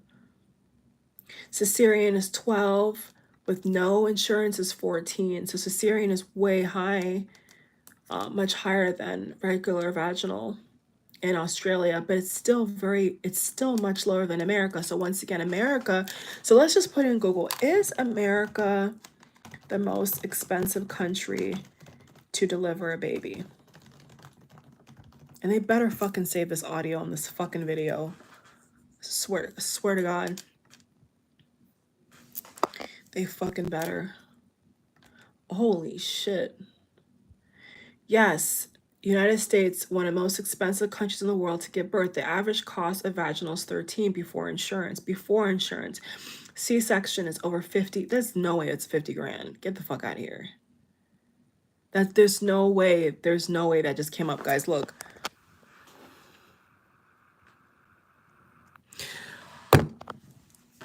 Switzerland 5,000, Singapore 8, Australia 5, UK 4, Canada 3. There's no fucking way. There's like no way this is real, guys. Hold on. Second most expensive. What's the first expensive? Let's see. This has got to be fake. I always thought this was like fake. I never believed that, but now I'm doing the research. I'm like, that can't be real, guys. That can't be real. There's no way people are paying to have a child at that price. There's no way.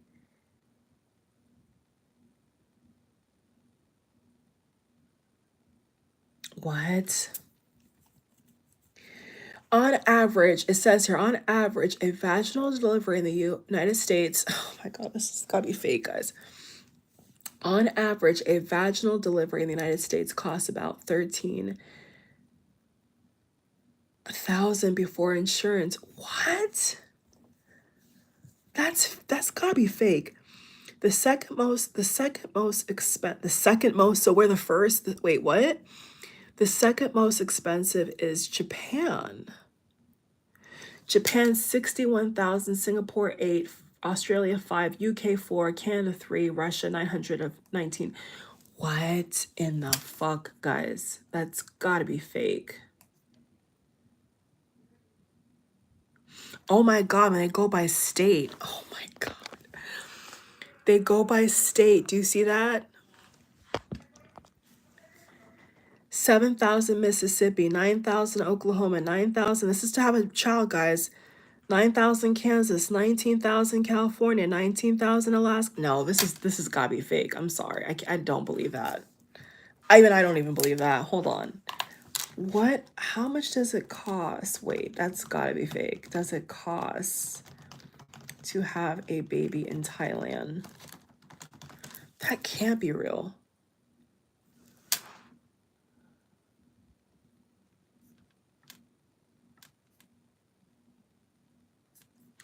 In American money, please.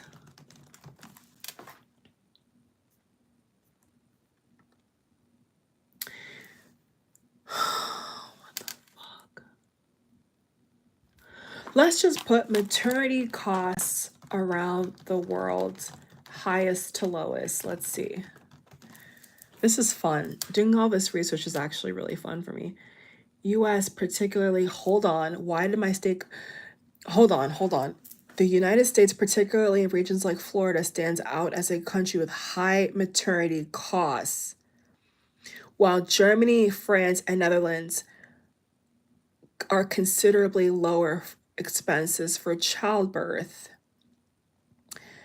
What in the... This gotta be fake. I actually can't believe that. The U.S. amongst the most expensive country for childbirth, average cost exceeding $10,000 for guys, I don't even, for vaginal delivery, even higher for, who would pay that?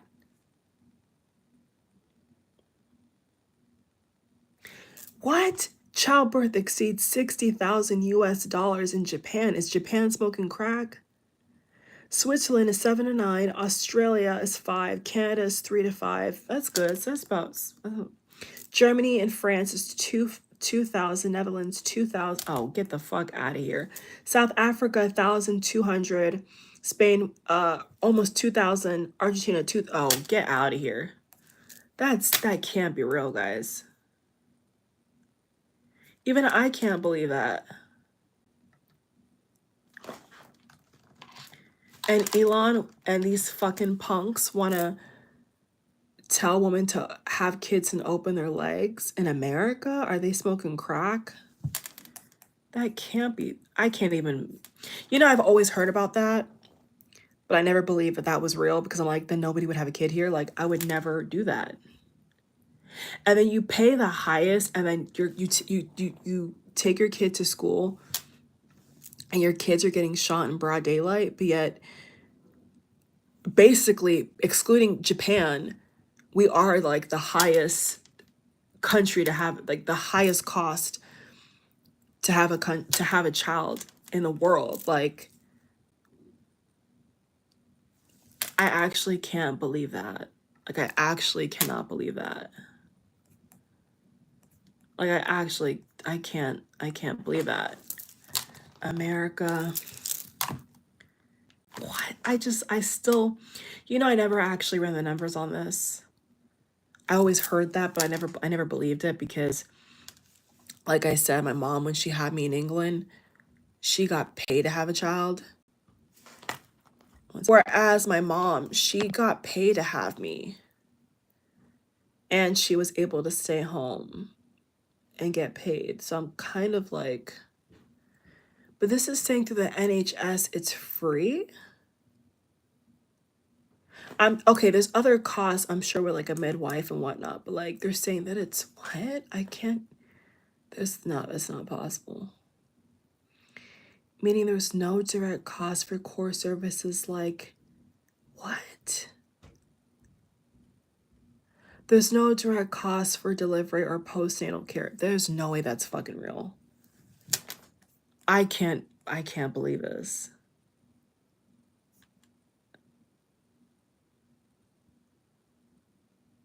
Let's read. Through NHS, total average hospital bill for regular birth free. There's no way that's free. What? Total average hospital bill with C-section free. Though private care, total, yeah, obviously private, keywords private, total average hospital bill is between £2,000, £2,000 to £6,000, correct. Total average hospital bill with C-section is £7,300. No, there's no way this is real, guys. I'm sorry.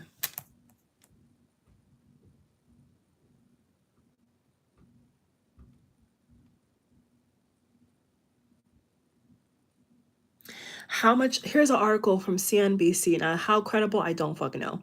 But it says here, September 25th, 2017, in US dollars, it costs versus the UK. No, there's just no way this is real. Like, I can't. What? Do you guys see this?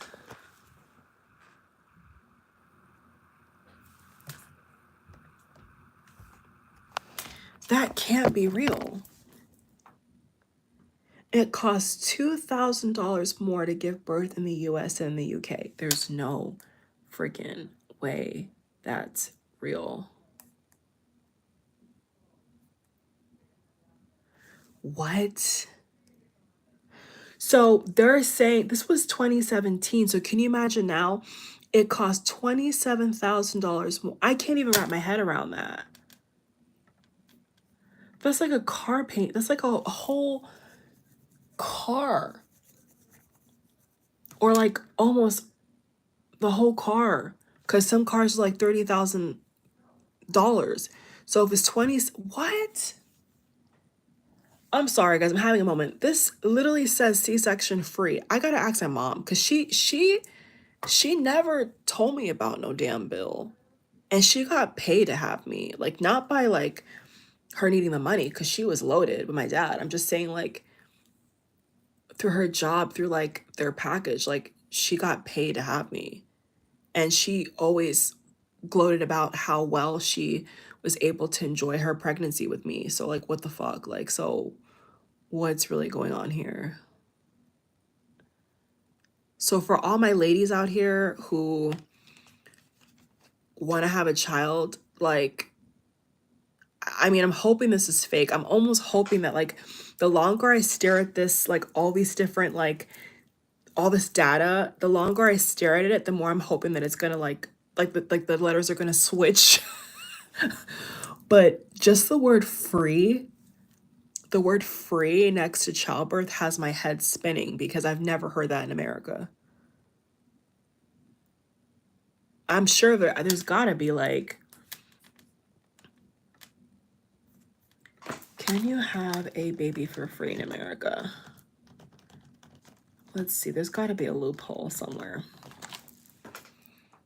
There's gotta be a loophole somewhere. They said no. I put, can you have a baby in America for free?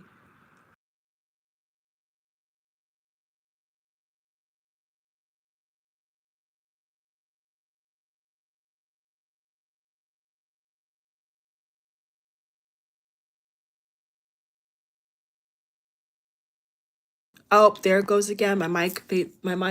They just touched my mic. I just caught it. Hopefully it works. It says here, no, having a baby in the US is not free. The average, I can't get around that. The average cost of childbirth is 19,000. Who's paying that?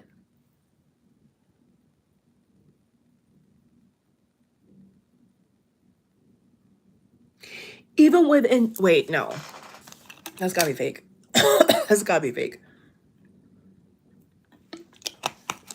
That has to be fake. Even with insurance, deliveries can range from a few hundred to a couple thousand. If you're uninsured, you have a more complex birth that can cost more than 10,000 out of pocket. Get the fuck out of here. More than 10,000. Y'all, okay, so that rabbit hole is, I still don't, I've heard that growing up about the healthcare in America, but I still never wanted to believe it. Like, I still, like, something in me was like, that's not possible, because then nobody would have kids. Like, they'd be broke having kids. And they are broke, but I'm just saying, like,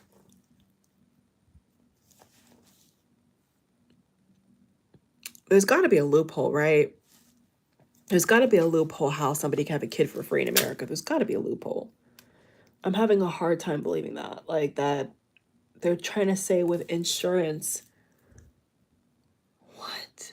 It could cost. That can't be real.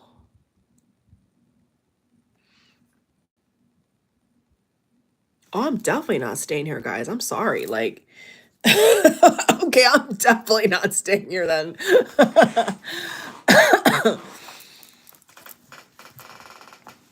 Not that kids is really on my radar, because I'm not really interested in having babies, but as long as you're a woman, there's always a possibility, right, that you may pop one of those suckers out. But this is shocking. Investopia says the average cost, I just can't even believe this. The average cost of having a baby is a staggering $865,000 with health insurance. That can't be real. Any of you women out here watching me who are American, had a child in America, that can't be real.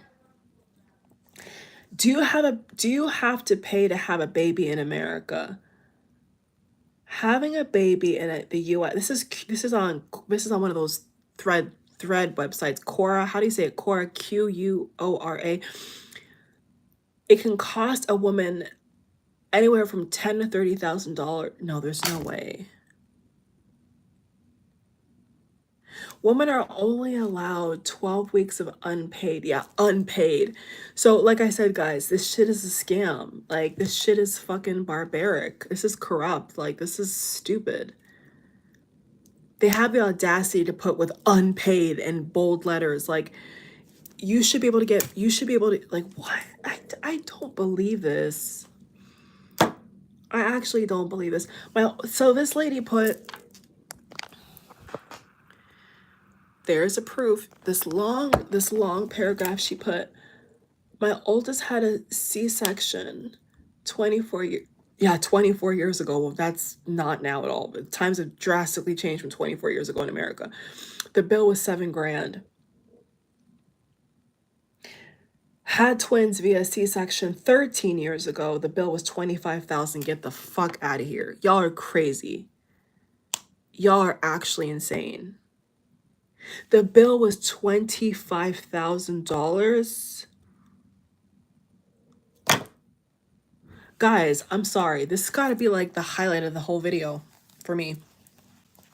Because I actually have never like had the time to like look this shit up.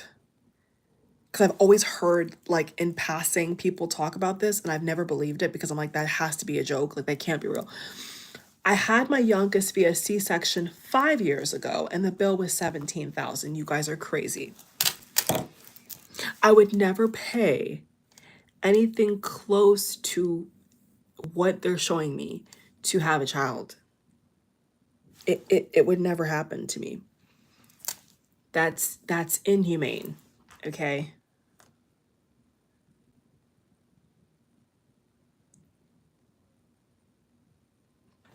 It says here, if you don't have insurance, most hospitals want a certain amount paid before the birth. I should ask my cousin how much she paid for her childbirth. I bet she wouldn't like me having that conversation, but I should ask her because she's considered a young mom. She's under 32. I think she's like 31 now. Maybe turning 30. No, probably 32 or 31. That can't be real. I'm sorry. I have a hard time believing that. That can't be real.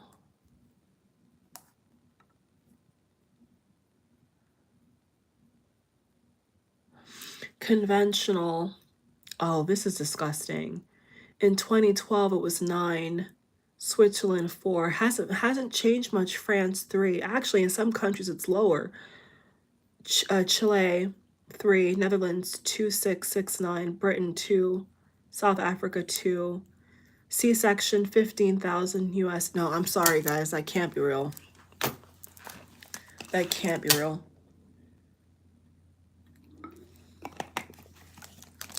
That's disgusting. Switzerland C-section. This is average 2012. This is a 2012 data. 5,000 Switzerland C-section, 6,000 France C-section.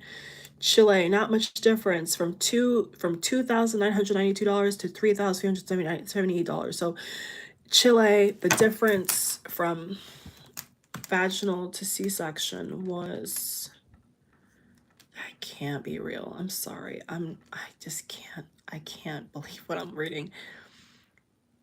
The difference, how much was the difference in cost there? That can't be real.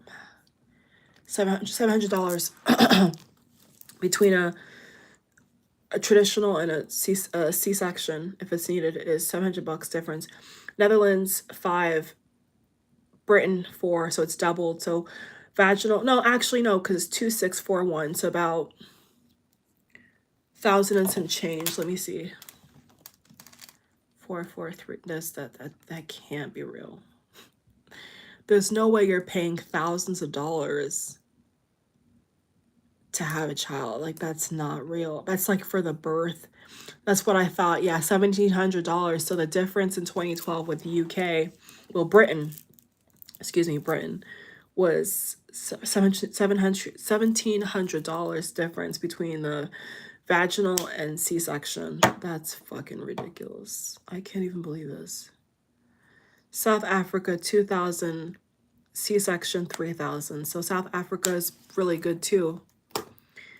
The difference between traditional and C-section is not high at all. Wow. Like I said, I hope they save this audio, guys. I really do, because I can't make this video again like this. If I make it again, it's gonna be different. I just hope that YouTube honors my effort and my research, because please. South Africa.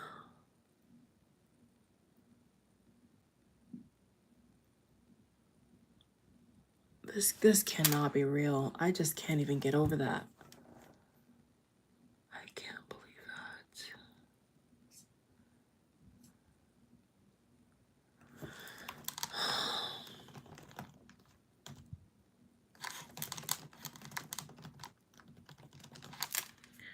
That can't be real. I'm sorry, that can't be real. I'm having a hard time actually believing that people pay that to have a child in this country. I'm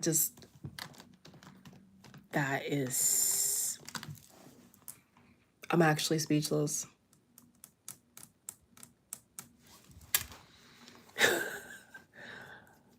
I just can't believe that's real. Somebody put, why does it cost 32,000? What?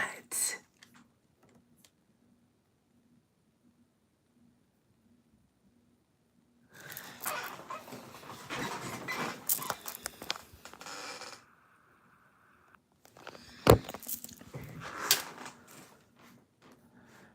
2013 study by the advocacy group Childbirth Connection found that on average, hospitals charged $32,000 for an uncomplicated vaginal birth and newborn care, and $51,000 for a standard cesarean section and newborn. Okay. Insurance typically covers a large chunk of the cost, but families are still often on the hook for thousands of dollars. Another estimate from the International Federation of Health Plans put the average amount of insurers paid for a vaginal birth in the US at $10,808 in 2015. Fuck out of here. I would never pay that. I would never pay that.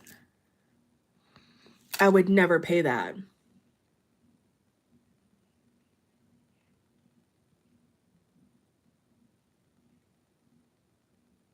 Average price insurers pay. So my home country's not even on here. All they got on here is US, Switzerland, Australia, Spain, and South Africa. Get the fuck out of here. I'm gonna look up a YouTube video and see if that shit's real. I can't even believe that. Like, I actually can't believe that. I should ask my cousin how much she paid for her birth, her childbirth. I should actually, how much did you pay to give birth to your child? How much I paid to have a baby in America. That can't be real. And that's not including checkups or anything else like that. Or in my home country, having a midwife is pretty common, but I don't know what that substitute or what that name is in America. I don't know much about America I mean, much about the American childbirth system, except what I'm learning right now and what I've heard and experienced other people. I don't know what the midwife, I don't know if it's the same name, the same thing, I don't know. I actually can't believe this. How much it costs to give birth in 2024? Let's see what she said.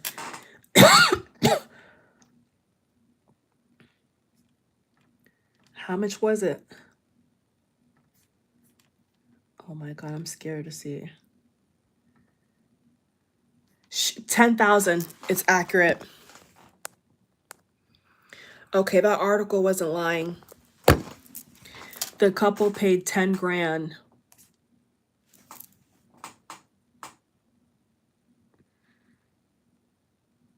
Excuse me, I'm sorry.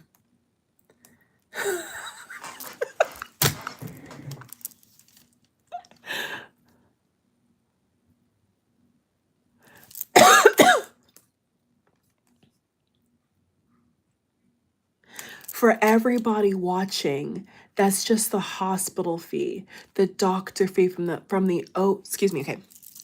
For everybody watching, that's just the hospital fees. The doctor's fees from the OB and the anesthesiologist will be two more get the fuck out of here.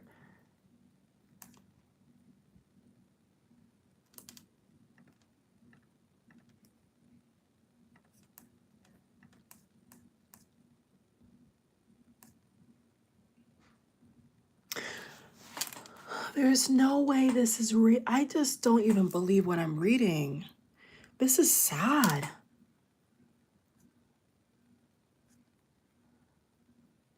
Somebody put a month ago, thank God in Australia, thank God they did a typo. They put in twice. Look, they put thank God in Australia. They meant to put thank God in Australia, free healthcare, yippee. Get the fuck out of here. There's no way that is real.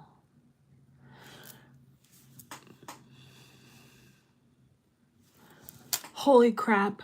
I'm glad we have the NHS here in the UK. I'm definitely taking my fucking black ass back to my home country or somewhere else that's cheaper to live and higher quality of life. I'm definitely not staying in America, because if I even wanted to have a family, that's just for one fucking kid.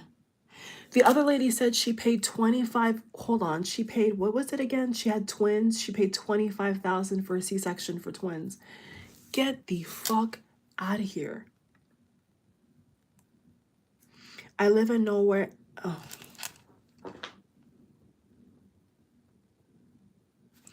This is painful, guys. This is actually embarrassing for them. I live in Norway. It's free to give birth, but you also get childcare money every month until your child is 18. What? And this can't be real. Black. Why does it do that?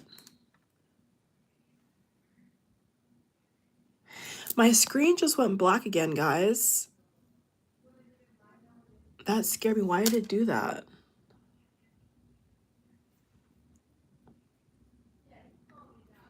I hope when the screen goes black, but the timer is still running, I hope it doesn't mean that they cut my audio. I hope not. Should I record this, guys? Hold on. So I'm going back in my video and I hear myself. So hopefully it's a good sign that my audio is working, right? Oh my God, this can't be real. Oh my God, I hope this is fake, guys. Yeah, no audio. There's no audio on my first video.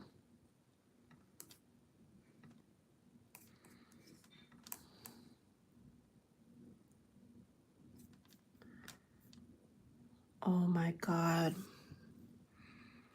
I can't believe this is real. So my audio is here, guys. I don't know. Why is my screen black? Oh, because somebody sent me a voicemail. Oh God. I hope it doesn't fuck up my video, but I have it on Do Not Disturb, so it shouldn't fuck up my audio. My audio is still here. So once the video ends, guys, it should work because my audio is still here. Oh, but it's on Do Not Disturb, so I don't know why that would affect my video when I'm live. I'm scared, guys, that this video is not gonna have audio. I'm not gonna lie to you. And this video is over an hour, so how can I if the audio doesn't upload, how can I redo this video? I don't know how I can do that.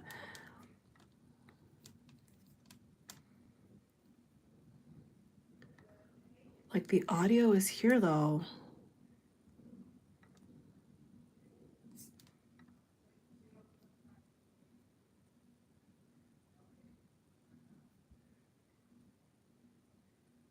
So the audio is working, guys. So once this video is done,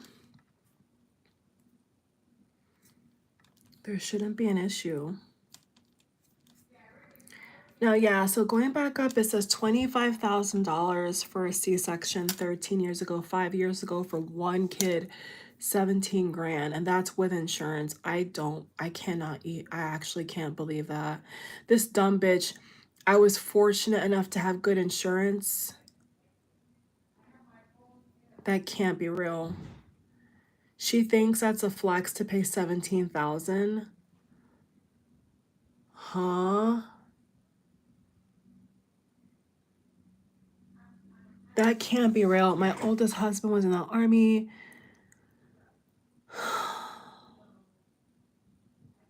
Like, what on? I don't understand. I actually can't believe people think this is normal. They're charging you an average of 10 grand with insurance to have a what? Yes, most of us have some kind of medical treatment. Even with insurance, there's a deductible to be paid out of pocket. Oh my God, this guy is a father.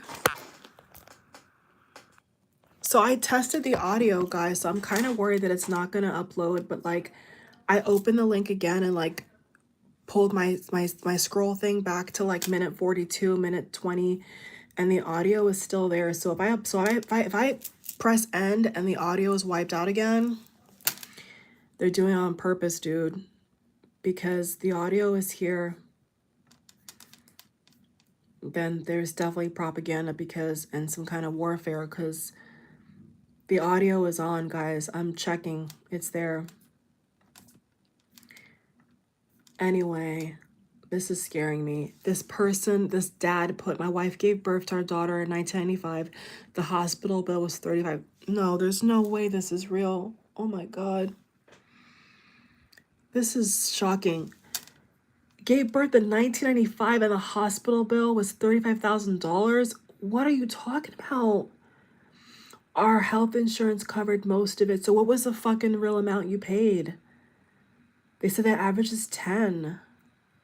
And that's not for the anesthesiologist or something else. They said this doctor put in the comments that's not including the anesthesiologist, whatever the heck that means. I ain't no damn doctor, but the moms in the comments were like, that doesn't include the other 2 bills. I'm like, oh my God, you guys can't be serious. Like, this can't be real. So this couple said over $10,000, guys, to have their baby in 2024. Not including the other 2 bills that they have to, I guess, pay. This shit is scaring me. Like, I can't lie. I'm scared that people think this is normal. Like, that's not normal. That's not normal, guys. Like, why would you be paying?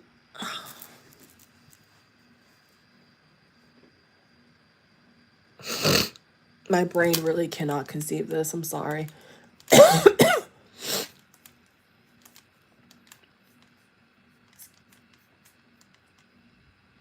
Okay, where is my live audio? Okay, I can hear myself now. So this is so inhumane. Like, this is how greedy. This is making me laugh, but it's not funny. I may crack a smile reading this, but nothing's funny about this shit. I'm like genuinely.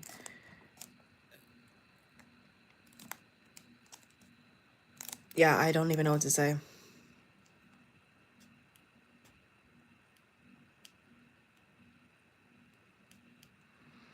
And what's making me laugh, but not because it's funny, is that, oh my God.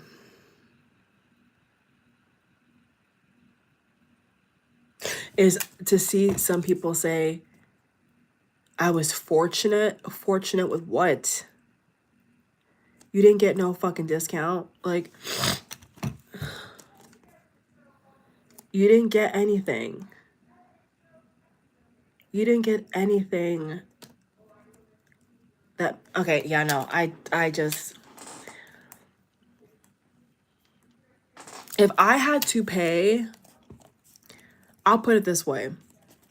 If I had to pay more than, and this is pushing it, quite frankly, if I had to pay more than $5,000 to $7,000 to have one child, I would just simply not have that child. Because I guess in the practical sense in which you're talking about, and they're not even talking about a C-section, they're talking about vaginal. So C-section is more money. So fuck that. That is foul. They're complaining about kids, but yet this is what they want you to pay. Like, I actually can't believe that. So these men are so disgusting and they're pressuring American women to have kids, but this is what they want them to pay to have a kid. Are those men that are knocking these women up, are they even paying for these hospital bills? Are they even paying for any of these childcare bills? Like, whoa, this is actually scaring me. This is a lot worse than I thought.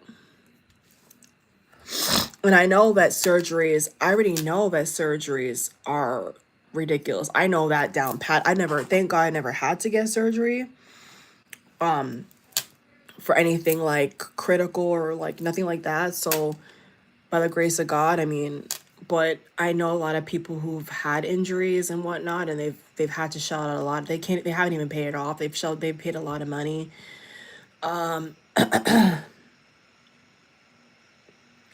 This is like really actually disgusting.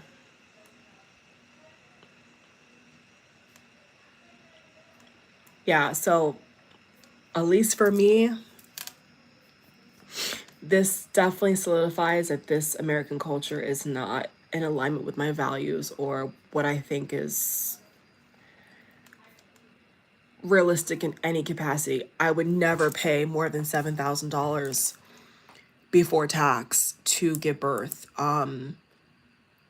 That to me sounds like the cap of for one kid, not even two. So let's say you have one kid, 7 grand, 3, 4 years later, you have another kid, that's 14,000. That should be more than enough money that they're getting off you to for you to be in pain, for you to give birth, for you to suffer.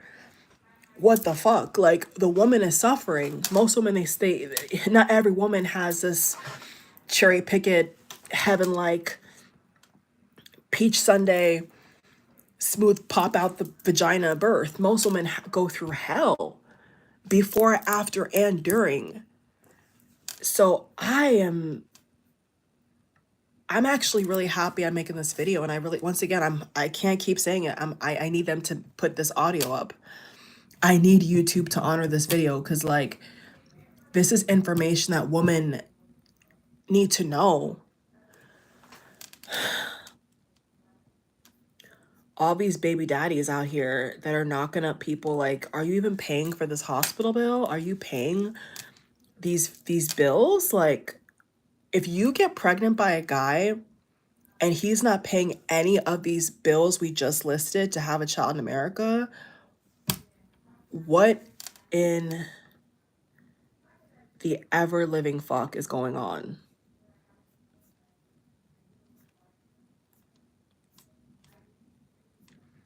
I'm curious, are these so-called baby daddies that are not married to these women, are they paying these bills that I'm seeing with my own two eyes? Like each visit, each type of, and there's so many different types of like appointments. Like what?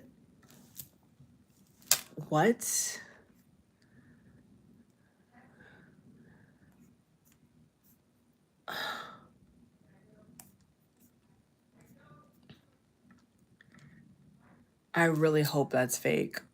Because if not,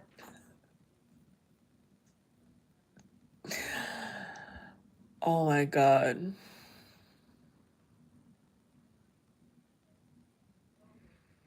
And I think 7 grand is pushing it, honestly. I really do, because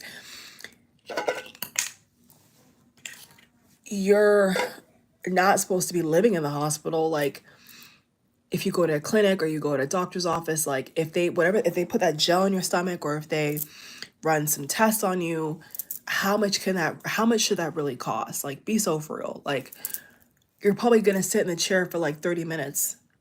Excuse me guys, my nose is kind of itchy. 1 second. You're gonna sit in the chair for like 30 minutes,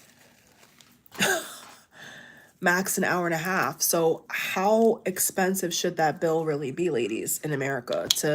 And this is why I've always heard. Now, one thing is consistent when we talk about the healthcare and the healthcare corruption and the maternity leave and the childcare, we've kind of bundled that topic, that part of the topic of the video in together. One thing consistent is I've always heard American women say they would never have a kid or want to have a kid or raise a kid in America. That's consistent. I've always heard American women say that. Always. Always heard that. Okay. But then this just adds salt to the wound and makes no actual sense. Like, how can, especially these awful men, be so pungent and negative towards women having their rights and being able to work for themselves and all this stuff, and then turn around and say, have kids, have kids, have kids, but they're not paying any of these bills. They're fighting you ladies over fucking child support. We're not talking about some rich rapper baby daddy. We're not talking about no celebrity. We're talking about like the average American. Like, these men don't even want to pay for your date, your dinner at your date. Like, they don't even want to even pay for your nails, let alone your hair. So how the fuck are they going to pay for your childcare bills? Are these men even paying for you ladies' childcare bills? I hear, like, what is like?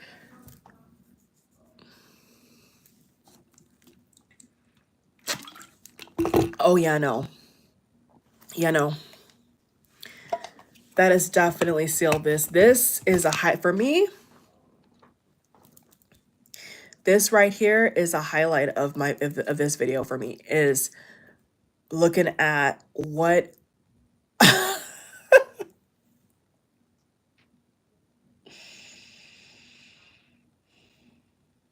like, I thought everything else was bad. Now this is insulting. Like, for me, this is the tip of the iceberg, like, and the very fucking bottom. Like, why would you ever pay that willingly?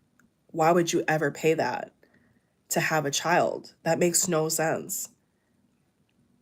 That makes no sense. So all these girls out here opening your legs for these fucking bums, or these fucking rich guys that are fucking cheaters and scumbags, are they paying for these? Are they paying cash for this? Because if they ain't paying, if they don't have 20,000 to put towards your childbirth, you shouldn't be opening your legs, and you shouldn't be pursuing them or letting them pursue you if y'all don't have that kind of money, like cash on hand, because that's insane. So I'm sorry, I'm actually convinced by that, from all the other parents and even the fathers in the comments. I'm actually convinced these men are not paying that bill. I'm actually now thinking that the women are going to work and paying these bills. Because I don't see too many American men out here that give me the impression that they're paying that kind of money for a kid. I don't get that. I don't get that at all. I don't care what race, I don't care what height, I don't give a fuck what language they speak. Ain't no American man paying that. I don't believe that. I don't believe that. I think it's the woman that are paying that, and their mom and probably their parents pay for that shit, or their grandparents pay for that shit. I don't see no American man in my head working and paying 10 grand for a baby. That's not possible. I don't get that vibe. I'm sorry. I'm not, no tea, no shade, but I'm not convinced of that. And I would like to see the data of what percentage of American men are paying that bill in full. What percentage? Because I don't believe it. I don't believe it. Excuse me. I hate when my throat, don't you hate when you talk and then like your throat just gives out when you're talking? It's almost a 2 hour video, 2 hour long video, guys. At this point, fuck it, because I can't even trust YouTube to honor my audio. So we're just basically here doing research. So I want to see the data of the men who are putting 10 grand plus to that childcare bill. I want to see it, because I'm not buying it. They're complaining about taking bitches. Excuse me, that's been mean. Okay, classy ladies to restaurants. So if American men are complaining about providing a roof over your head and whining and dining you, how are they gonna pay? How are they gonna put up money for that? I don't believe it. You can't convince me. Now that I have the numbers, the hard data, I'm not believing that at all. I think that people's parents and credit cards are paying for that. Because the way these men behave out here, on average, how can they complain about giving princess treatment to their girlfriends or their wife and then have a baby? And like that bill is not low, my friends. That bill is, the average bill is almost $11,000 with insurance. So if you don't have a certain insurance, for having a baby, it doubles and quadruples. It goes in the 23, 26, $33,000 range. So I'm not buying it. There's no way that men are complaining about high maintenance women who like nice things and then are going to have a kid and pay for that cash. I'm not buying it. That's not possible. So who is paying these fucking bills? Ladies, who paid that bill? If you have a husband, I would hope his salary is paying that, because if you're paying that, all of that, or 80% of that, you're out of your mind. You need to, something's wrong there, because that don't make no sense to me.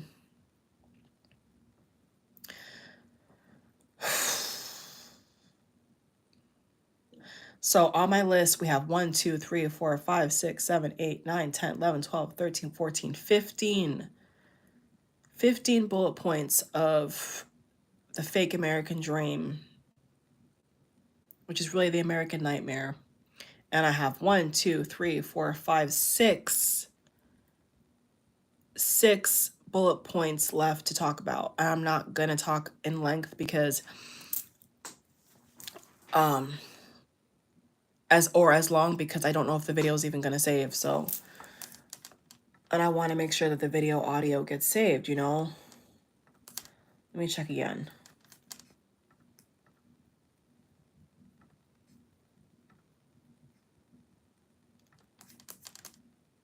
Who is paying that bill? I want to know, ladies. Did your man pay your $10,000 childbirth bill all by himself? Because if not,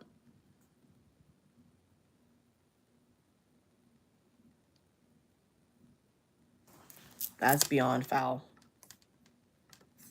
That's beyond foul. That's really foul. So tying into moving on to the school shooting, they say on average there's about 1 to 2 school shootings a day in America. And not all of them make the news. And we just saw a couple days ago the Christian Life Academy, a Christian school at that. And on TikTok, I made a video about, that American dream bullshit that bubble being bursted and not being an accurate representation of what's achievable in 2024 for the average American. And then they proved my point. They had another school shooting and it was all over the news, and people died. And it just proved my point that so it's the highest childbirth cost in the world. And then your kid goes to school, you send your kid to school and they're getting shot dead. Yeah, this makes perfect sense, guys. This makes a lot of sense, right?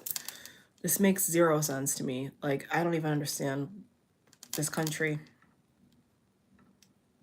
Like, this doesn't make any sense to me. This makes no sense to me. Moving on to vacation time. So famously, Americans are known for getting not a lot of vacation time with their employers to travel the world.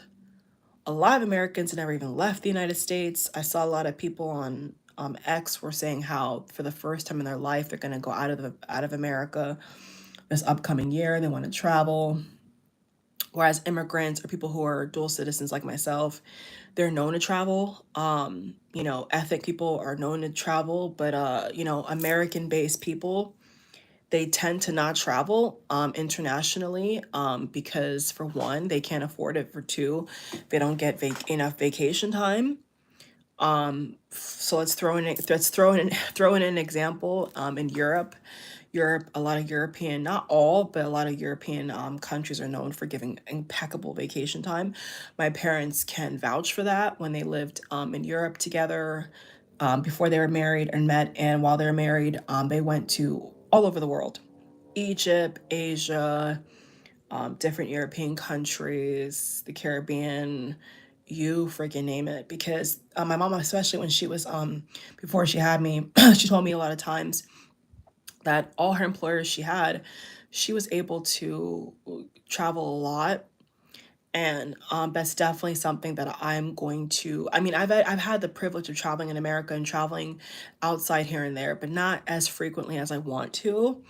And so, while I don't have kids and I am on the younger end of life, I would like to adopt that as well, adopt that kind of lifestyle. And so, with all this, I'm telling you guys, I mean, this is all information channeled through me for you guys. You know what I'm saying? Like, this is like a PSA to everybody, like, that this shit is not okay. And that, there's knowledge and power, there's knowledge and information. And this is why they silenced my first video. And it's okay because this video is better than the first one. And on top of that, like, I've been able to go even deeper and bring out even more data, more hard numbers, and incorporate the communal and regular everyday life into, the lack of affordability and the reality of just living in America. So yeah, it's known for it's a lot of Americans complain about not having enough vacation time. If you're lucky to have a good employer, good luck to you, good for you. But the average American, that's not the case, unless they work for themselves or they work for a lot of times like a more global company that, kind of acknowledges that, or maybe you work in America for a foreign country, then they may give you the same kind of benefits, which I've heard. I had a family friend who said that she worked for an English company in America, and the bank holidays, they call it, instead of calling it like a public holiday, whatever, or national holiday, they call it like a bank holiday, but a lot of those bank holidays are actually paid as well. Whereas in America, like for Martin Luther King Day, or Juneteenth, or any other kind of like, observed holiday, it's not always paid. Some you get paid. It's like I think like Black Friday, some companies do pay you double or overtime or whatever. But now all those laws are being changed again. So who knows what you're really going to get. But that's another thing that Americans are famously known for complaining about, is lack of vacation time, lack of downtime, lack of being able to travel. So you kind of, once again, have to go off the beaten path. To accomplish that, you have to really the thing in high school, even to now, what I've noticed all Americans do, if they do have the means, the money to do it, I should say, is they leave on a Thursday, right? They leave on a Thursday, come back Monday morning before they go to work. They don't actually get the paid vacation time. They just have to use their own money, their own intelligence, and work it out. You know what I'm saying? But like, let's say, for example, you wanted to take 2 international trips in a year. You'd have to really like dig for a kind of occupation or company that's going to, for one, pay you for that, which most will not. You just have to just call out sick or something and make up an excuse. Or you'd have to be in that profession long enough where you can travel. Like my dad, he's in a profession where he gets off of work pretty early, but he has multiple businesses. So he always, just like the American culture, he works basically around the clock. But he actually called me and asked me to drop him off at the airport. But I think the reason why he has a mentality, as well as, like I said in the first video, before they cut off my audio, in my family, that's common practice, is to explore, get a breather, go out of the country. But I haven't really come across really any Americans in any neighborhood I ever lived in where they have that experience, or that kind of culture, or kind of inclination. They don't go out anywhere. I mean, they go locally, or like let's say, for example, in Florida, they go to like Universal Studios or they go to Disney, they go to Orlando, Florida.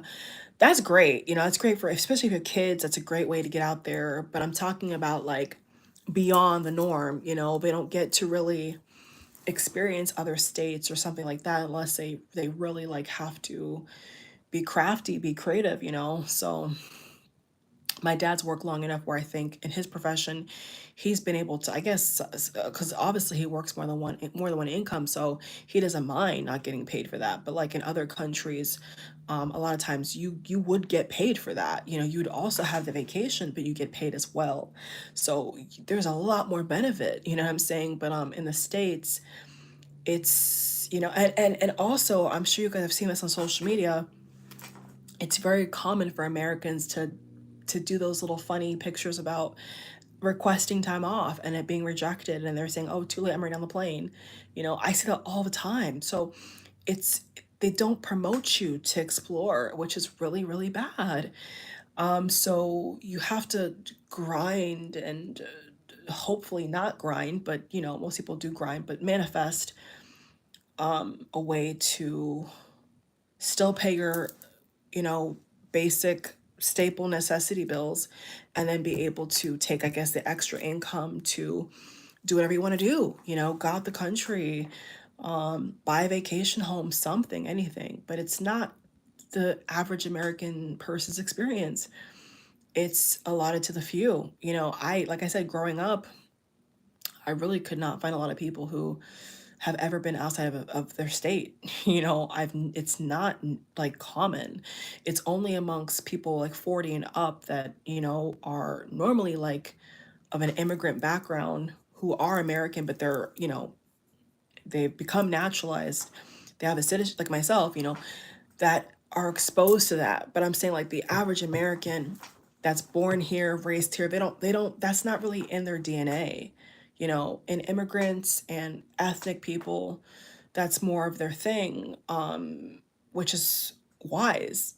But for the rest, I like the average American, I've never seen that. I've never seen them really pack up and say, I'm gonna go to Cambodia, I'm gonna go to Mexico, I'm gonna like I've never really heard people have that in their family. I normally hear that from people who are like I said, immigrant background, and they're used to that. They're used to going to the Caribbean. They're used to going to Australia. They're they're normally ethnic. They have that drive to do that, and I think luckily enough, whatever they do for income gives them that privilege. But like the average American, they don't have that privilege. If they wanted to go on a long-term trip, they would have to get that requested, and a lot of times it's not paid for. It's just acknowledged as you're not at work, but they're not going to pay you for that. And that's what I think is should change. There should be some kind of thing where they pay you for at least 2 days or something. I mean, it doesn't hurt shit or whatever. But like a lot of public holidays, like I said, depending upon what company you work for, they will give you, I think, time and a half or overtime or but typically most companies they'll give you the day off if they can allot it, but they're not going to pay you to have that day off. It's like people who only are like in their profession for a good amount of time that I hear have that privilege. From young people like my age, 30s, 20s, 40s, I really haven't heard that. They would have to work for themselves or be a stay-at-home mom and then have a small business, or vice versa. If a dad works with his hands and maybe she works a little office job, so you have to work it out. But they don't set it up in a way where they promote that. You know what I'm saying? A little, cross country trip, you'd have to plan months in advance for, which I think is bullshit. You should be able to, give notice. I mean, they have enough worker bees. At least you should be able to go to HR and be like, I'm going on vacation 2 weeks from now. That shouldn't really be an issue. But that also ties into sick leave. Let's put that on the list. Yep. I saw a post from a South African lady who has lived in Paris and is now living in Dublin, Ireland. Beautiful country. And she is a dark-skinned black lady. I know people that are very, very colorist like to always say, "Oh, you're a light-skinned black person. Of course you can say that." No, no, no, no, no, no. There is dark-skinned black women who know better and are very intelligent. And she was talking about on TikTok, I saw her post. I actually followed her. She's beautiful too. She was talking about how, like, if you're sick, it's not like you're gonna get fired from being sick. I've heard a lot of people um call out sick or whatever, or they get sick, or they have like a family emergency and they lose their job. That's very common in America too, whereas in other cultures it's not really promoted that way. They kind of have a more humane approach where they understand things happen. I have experienced that firsthand where I've saw a coworker, their grandmother passed away, and he had to go to, I think it was either it was Colombia, Venezuela, or one of those. He was Hispanic. I forgot what country or island it was, but it was one of those ones where it's near like the Bahamas. It wasn't Bahamas, but it was like near the Bahamas. I remember he saying he was the plane, the flight goes across the Bahamas. I was talking to him privately. I was giving my condolences to him, and he was talking about the plane going over that area, but I don't remember what island or country it was. But anyway, and when he was trying to request that, I remember being in certain conversations, and they were not happy. You know what I'm saying? And like, this is about somebody losing their grandparent. Because like I said, the culture here is very inhumane. You're gonna get sick, right? Sometimes you're gonna lose a loved one. Things are gonna happen, but they don't see it like that. They see it like most of these companies in the American culture is they see it as you're betraying them. And yeah, sometimes they will just outright fire you. I'm sure you all at least have heard of one person in your life that has had an experience where if they are not fired, they make their life hell. When they come back, they kind of are very off-putted by that. And it's weird because it's like things are going to happen, if you get pregnant and you have nausea, like I said, anything that pops up, you're afraid of losing your job. And that culture here, I think, must change in order for America to thrive again. But like I said, it's not promoted, it's not encouraged. So yeah, so she was talking about her experience working in the States, working in Paris, she's now based in Dublin, Ireland, and she is a dark-skinned black woman. Like, she is like even darker than Naomi Campbell, for those who are, like stereotyping different black people, different ethnic people. Like, I'm just telling you it's possible. I'm putting that in there because people think that you have to be a certain kind of person. No, there's people that are, that I guess in America face more harsher oppression, but then in other countries they do not. They're thriving, like I said. And that whole narrative about America being the best needs to be totally eradicated because it's not accurate and it's not true. And she was people. And what I love about TikTok that I've learned now is a lot of people that are abroad and had a lot of life experience. If they travel, they work different countries, especially in America. What I love is that they're not afraid to share. They don't gatekeep. Gatekeeping in America is very common with a lot of things, and it's gross. And so people were asking her a bunch of questions. So she is now living full time, working full time in Dublin, Ireland. And like I said, she's not of a certain kind of, stereotyped thing. You know what I'm saying? She is a dark skinned black lady, beautiful, intelligent, and she's not stereotyped over there. And her quality of life is ridiculous. I was watching her videos and I'm like, what the fuck? Like, I've never seen that shit in America. I've never seen it. And people were asking her questions, and she was literally like doing an attach. You know how on TikTok you could do reply with video? She was replying with a video to like every single person's comment, and she was hearting their comment.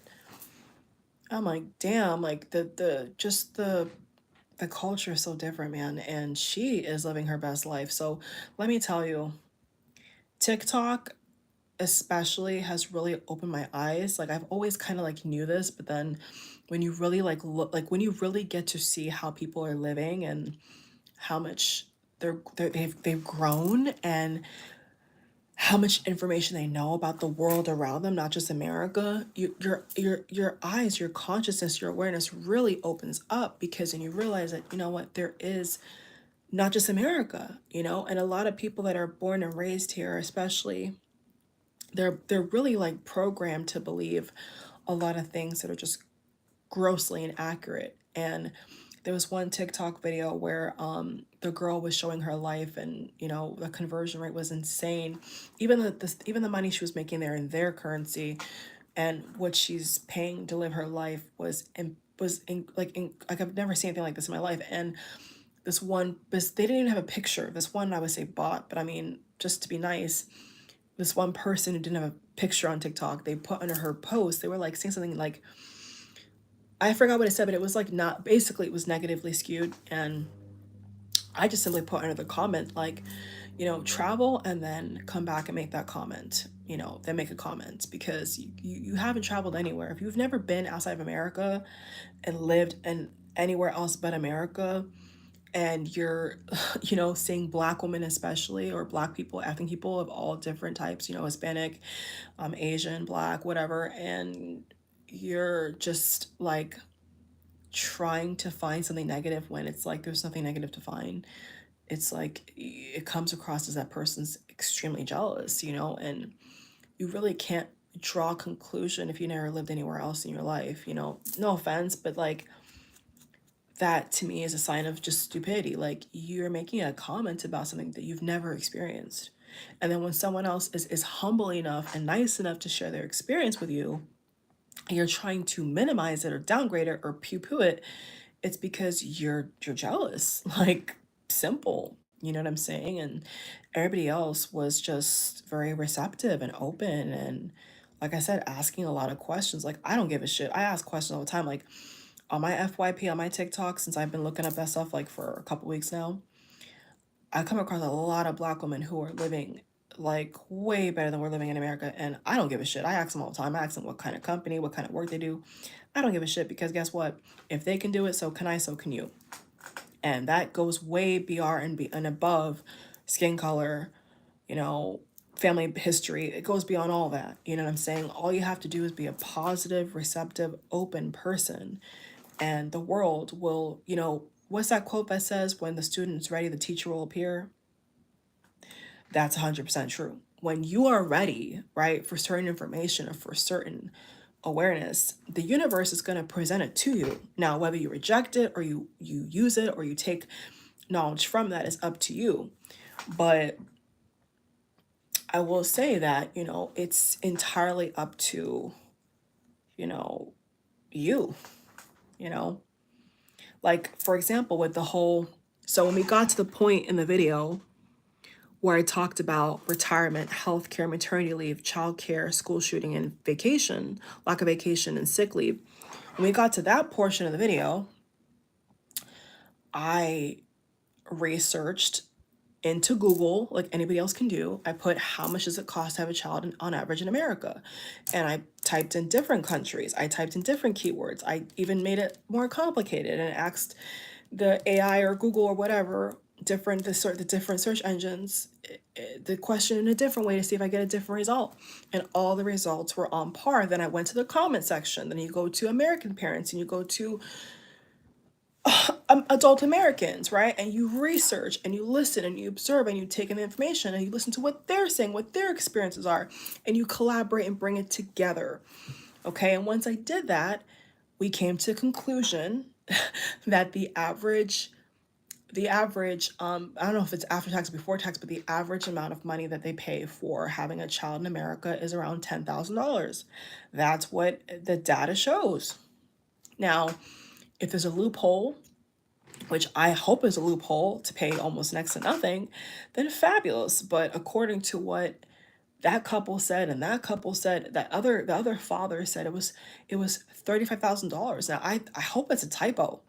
I hope he meant to put 3,500, but no, he put the dollar sign. He put 35,000. He said he had his child in 1995 and he paid $35,000. Now, that's hard for me to believe, but you can't take away from experience, right? The more you live life, you realize, I at least realize, experience is a part of having the power. Listening to other people's experiences, having your own experiences. So I am very grateful. I'm extremely grateful. And that's why I don't care. I don't give a fuck if I annoy people, because you know what? If I find out that they are from a different country or whatever, they have lived a different kind of life somewhere, I ask questions, because guess what? That's how you get information. You ask questions. So you cannot be afraid, right?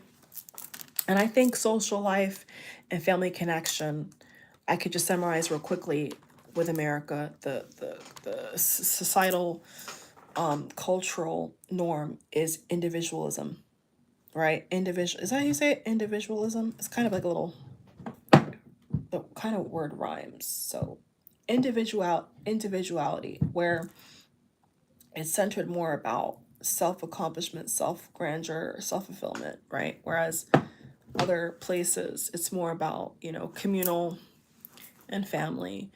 And a lot of Americans lack a lot of family time because they're always working or always busy.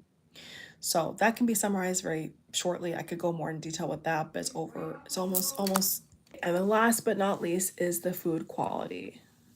Okay, is the food quality. Now that's a whole other video as well, my God.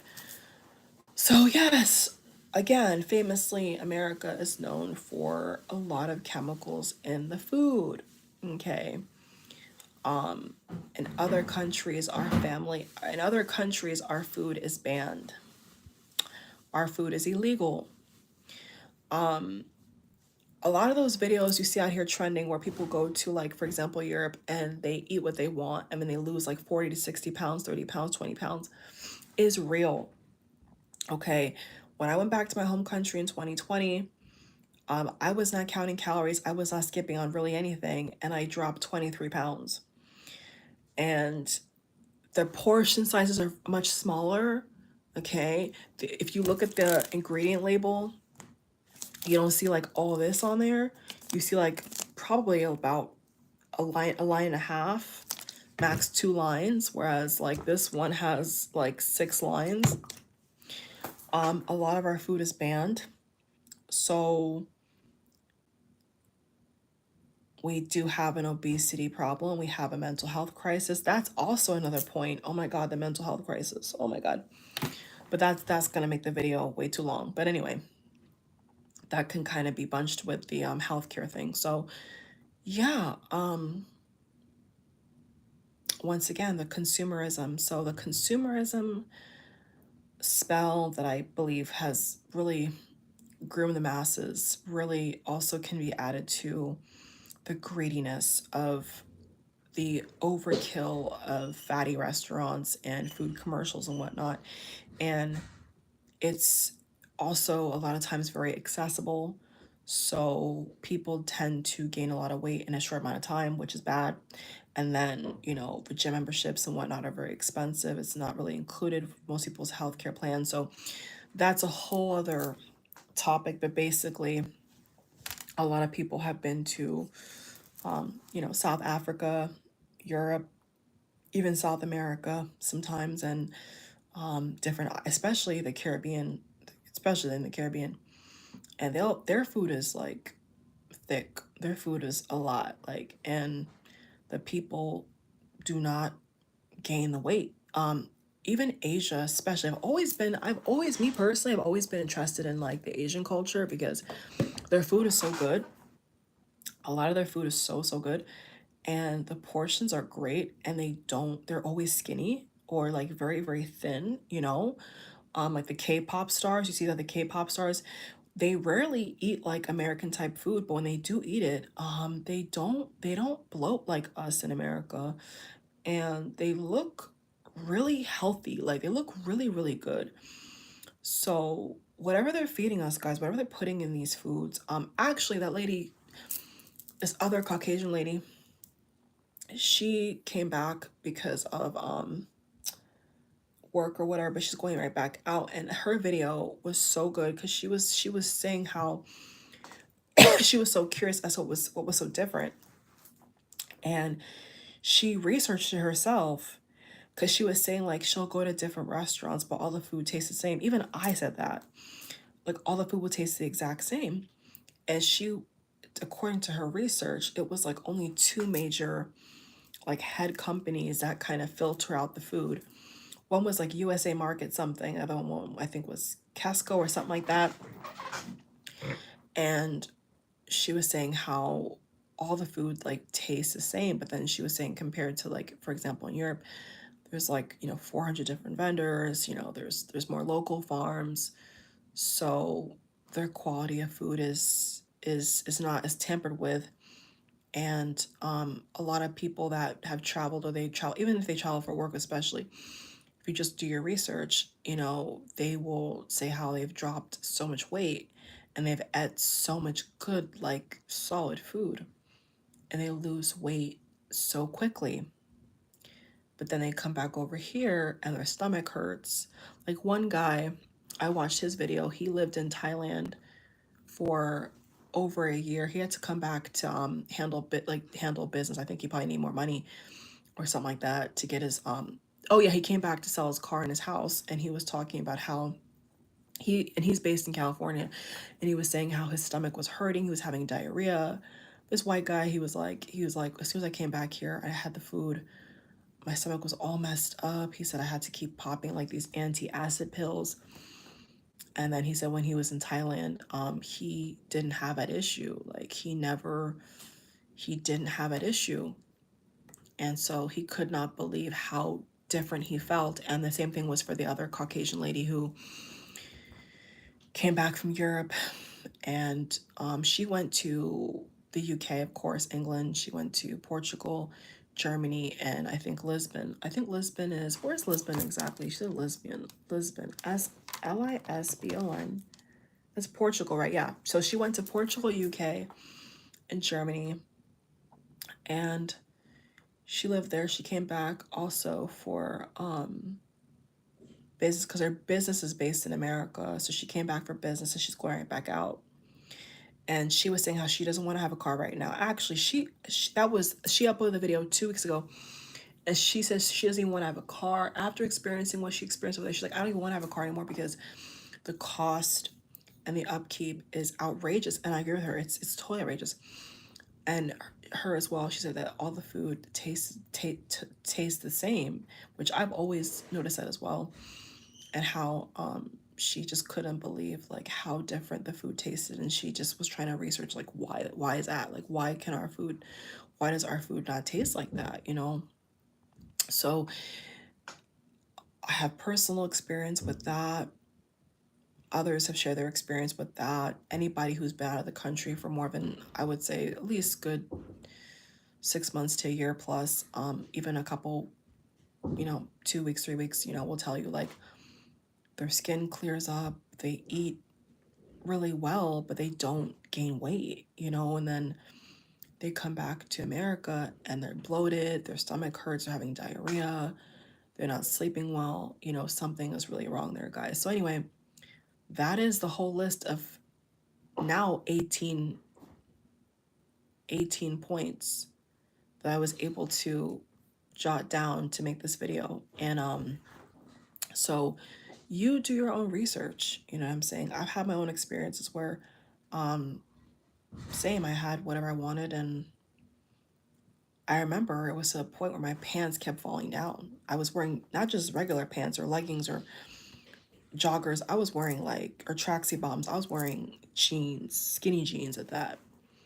And I couldn't keep my jeans up. I had to keep pulling it up because I was losing so much weight when I was over there. So, like I said, for me, the highlight of this video is definitely the childbirth. The prices with that, I could not believe. In fact, right after this video ends, I'm going to make sure the audio is up, because the most important part of the video, make sure the audio is up, and then I'm going to go to my mother and I'm going to tell her about what I found out, and I'm going to then contact my cousin and I'm going to find out from her how much she paid for her childbirth, because that's insane to me. And if that is anything close to the truth, then that definitely solidifies I will not be living in America long term. Because if I want to have a child, I'm not going to pay that. I don't believe in it. I think that's robbery, that's theft, that's inhumane, that's asinine, it's ridiculous. Okay? That's like the cost of a car. It's the cost of maybe even two cars for some people, two used older cars. If a car is $6,000, no, three cars, 6, 12, 18. So your childbirth is the cost of three older year model cars, more than three older model cars. Because if you're paying 20 or 30 grand, or close between 10 to 20 grand, in between that range, if you have a C-section, you just paid to have birth, and you paid for two cars, two older cars, if you want to put it like that in your head as an analogy of what you paid. And I'm also interested, because of this video and because of the research I did, I'm interested to know who's paying that bill. Because these American men are complaining about whining and dining who they want to court and who they want to eventually be with, or whatever the heck they're looking for.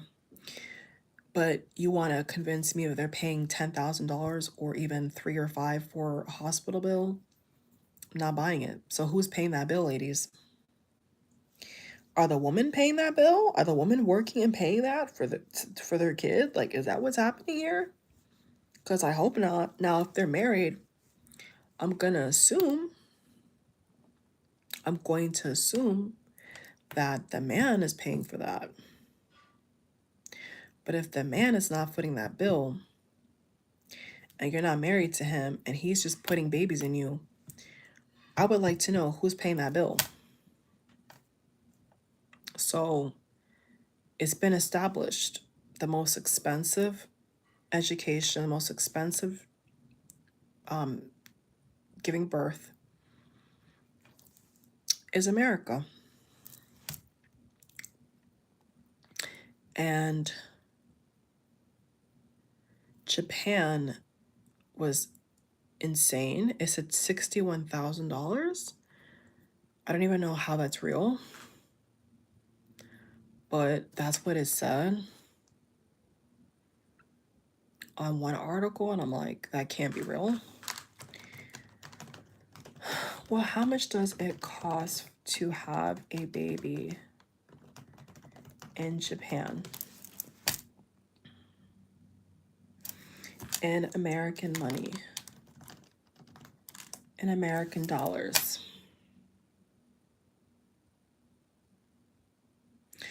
Okay, so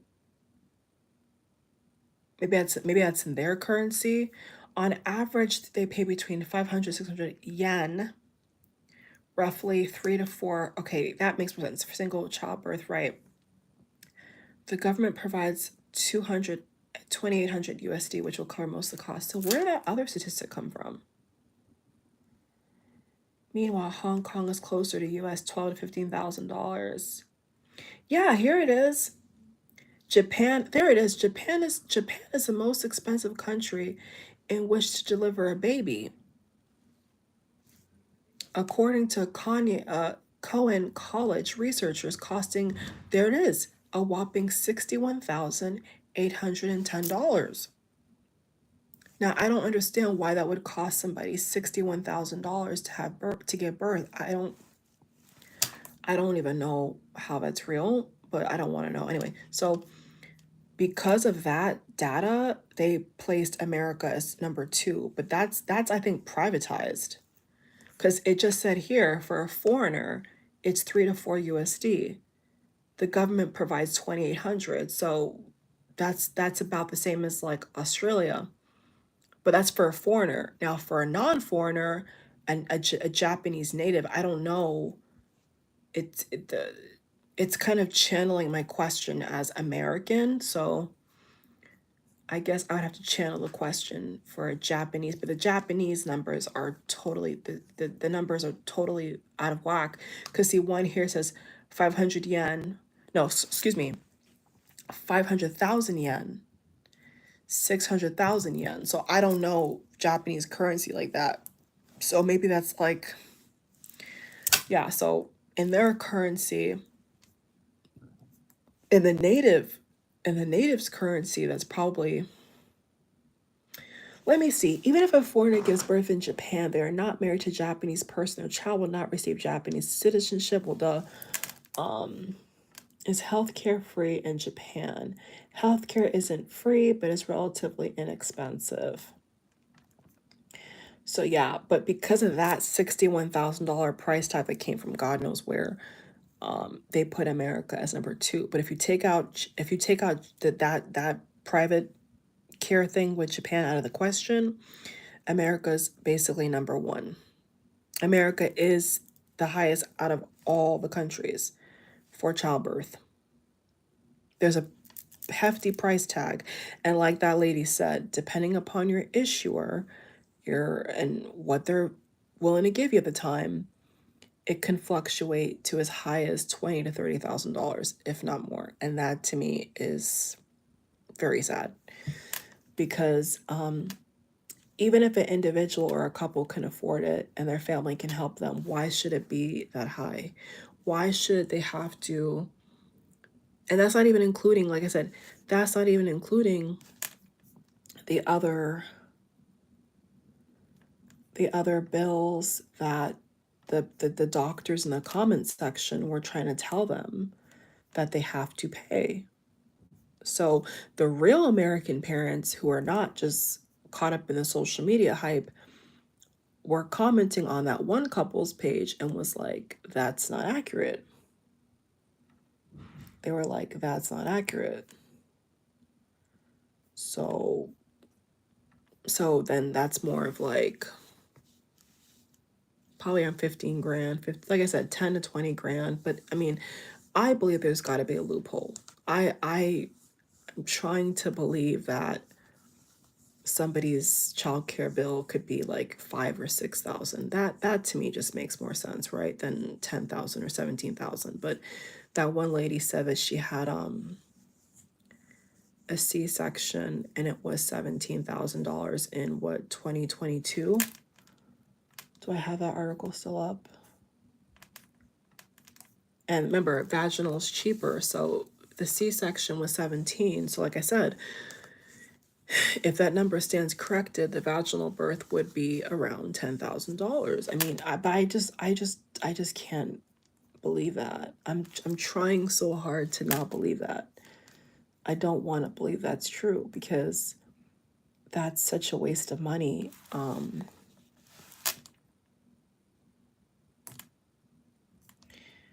That's such a waste of money, and in my opinion,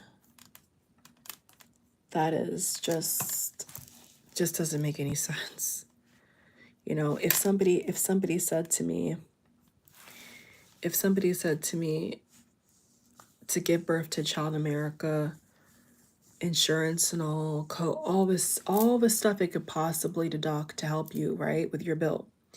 If someone said to me that the USA bill to give birth in America was like 6 grand, leave or take it, that to me is still a little ridiculous, but it's a lot more realistic than 10,000 or 20 or 30, right?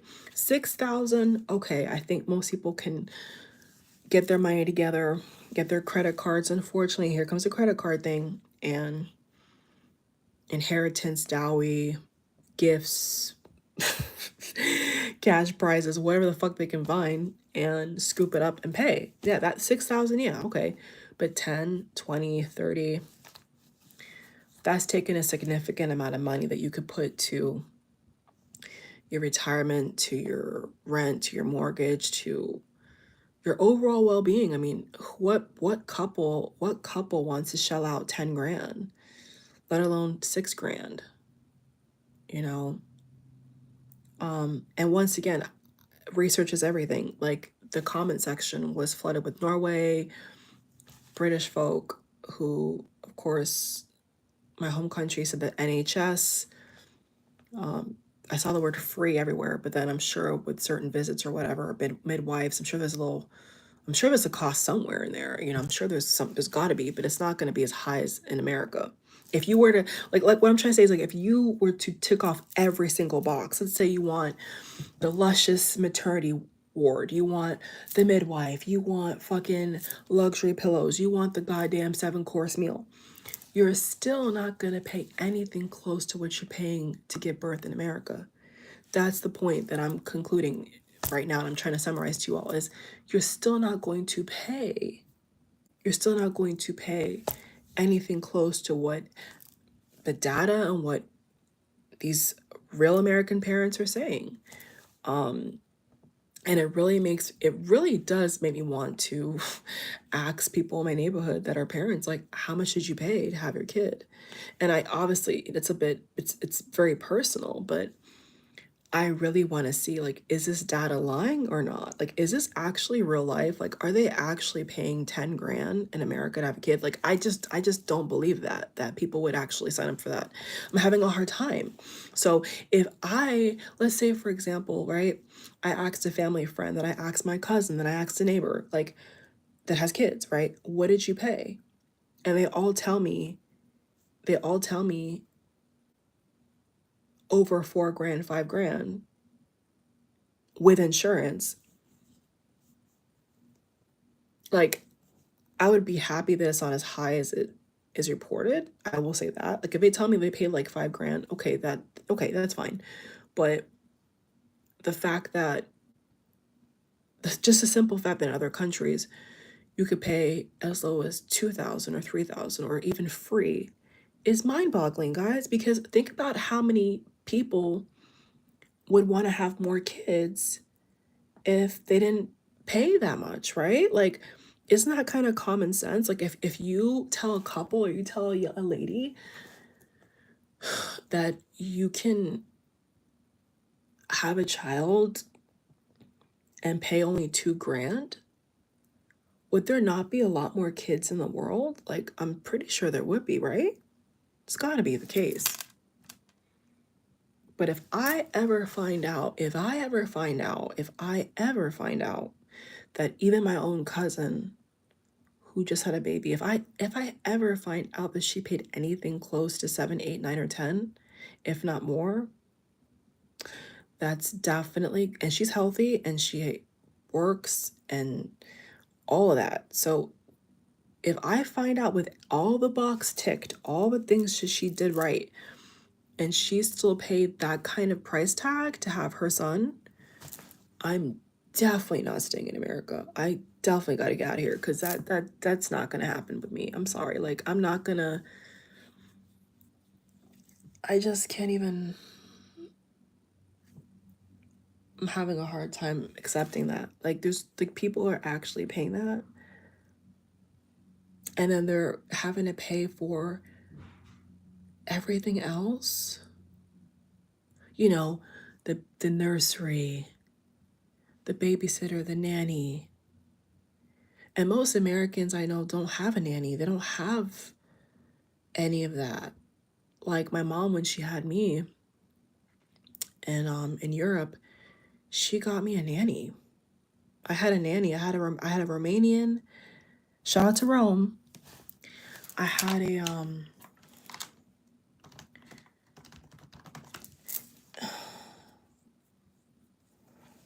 Eastern Europe. Let me see.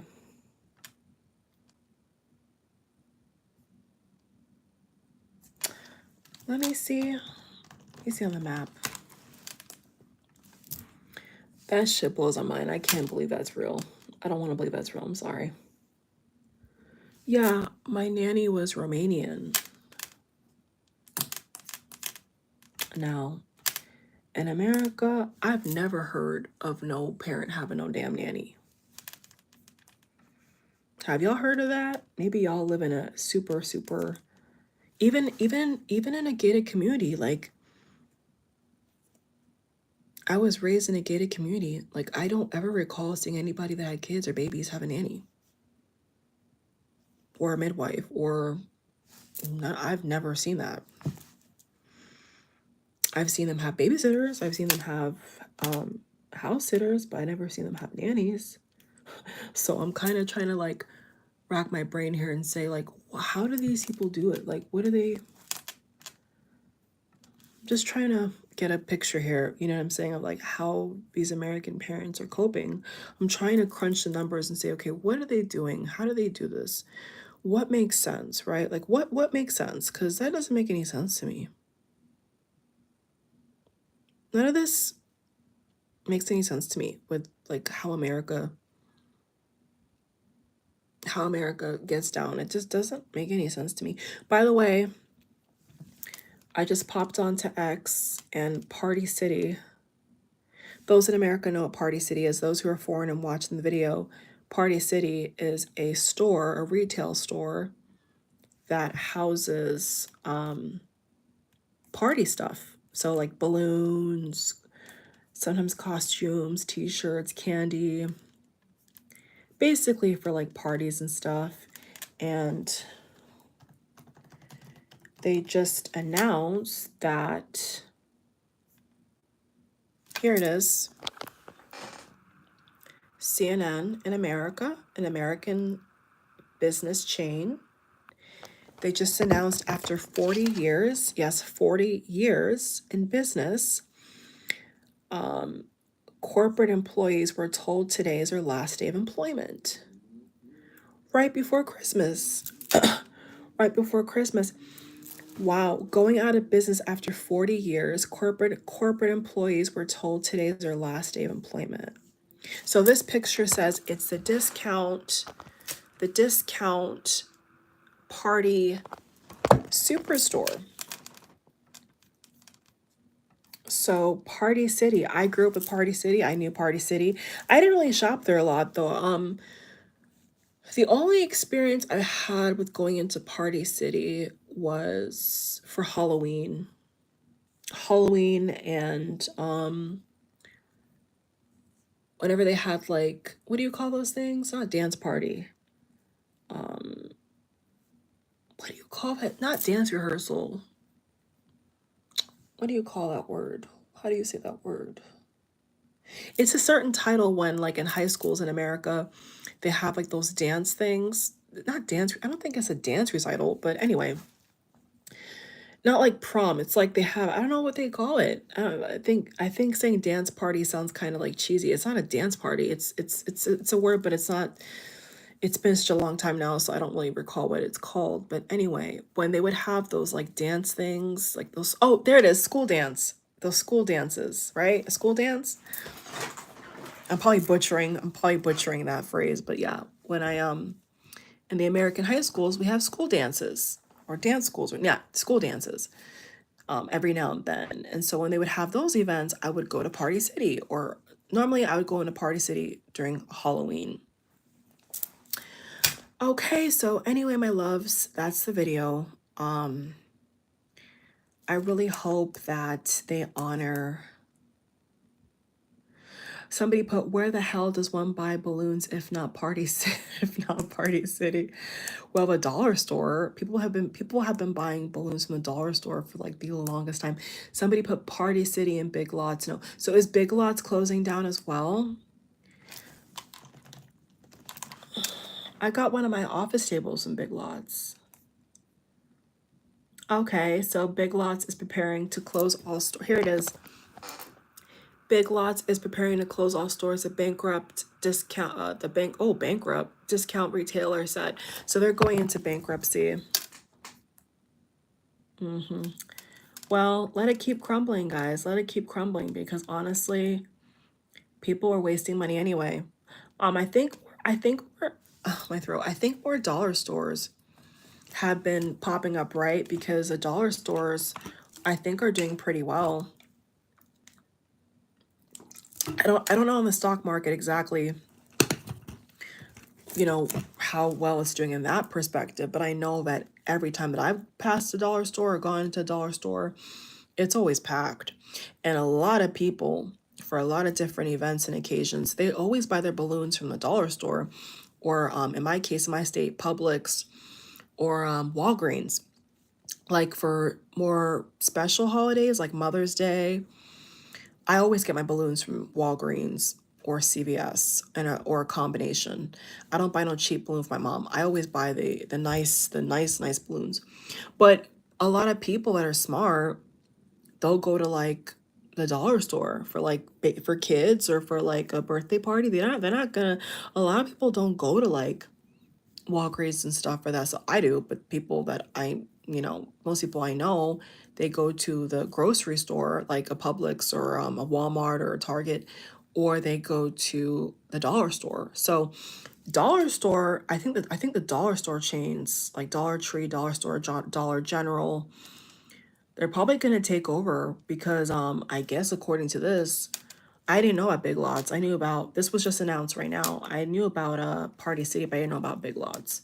So Party City is Party City and Big Lots. Those Big Lots has a lot of good stuff, by the way. Like Big Lots has some nice outdoor patio furniture. They have good office supplies. They have nice Christmas gifts. I mean, I've shopped at Big Lots a good amount when I need stuff, not when I don't need stuff. Like when I actually like have there's like a holiday or a birthday. So I guess you're shutting down. So anyway, guys, I love you all so much. I hope you enjoyed the video. I definitely enjoyed making the video. Regardless of what your plans are or what your opinions are, or what background you're from, or whoever you are, whatever you do, right? This video, excuse me, you all. This video was really, really good information, especially I think for women who have a lot of like decisions to make and have families and stuff like that. This is really good information, and hopefully, hopefully people are, if they're curious about something, they're doing their own research. But those who are not, I don't know, how they're really coping, because only way you're going to get this information is if you open your mind and don't be afraid to talk to people and ask questions and be open-minded. You gotta be open-minded. If you're not open-minded, then it's gonna be harder for you to compare, to make, retirement decisions, big decisions, study abroad decisions. You gotta really do your research. So love you guys. I'm gonna go check out what happened with Big Lots and Party City, because that Party City news just broke. That's kind of intriguing. So I want to see what happened with that retail chain. And I'm gonna go ask my mom and my cousin when I get a chance how much they pay to have their kid, because that's actually insane. All right, love you guys. Bye.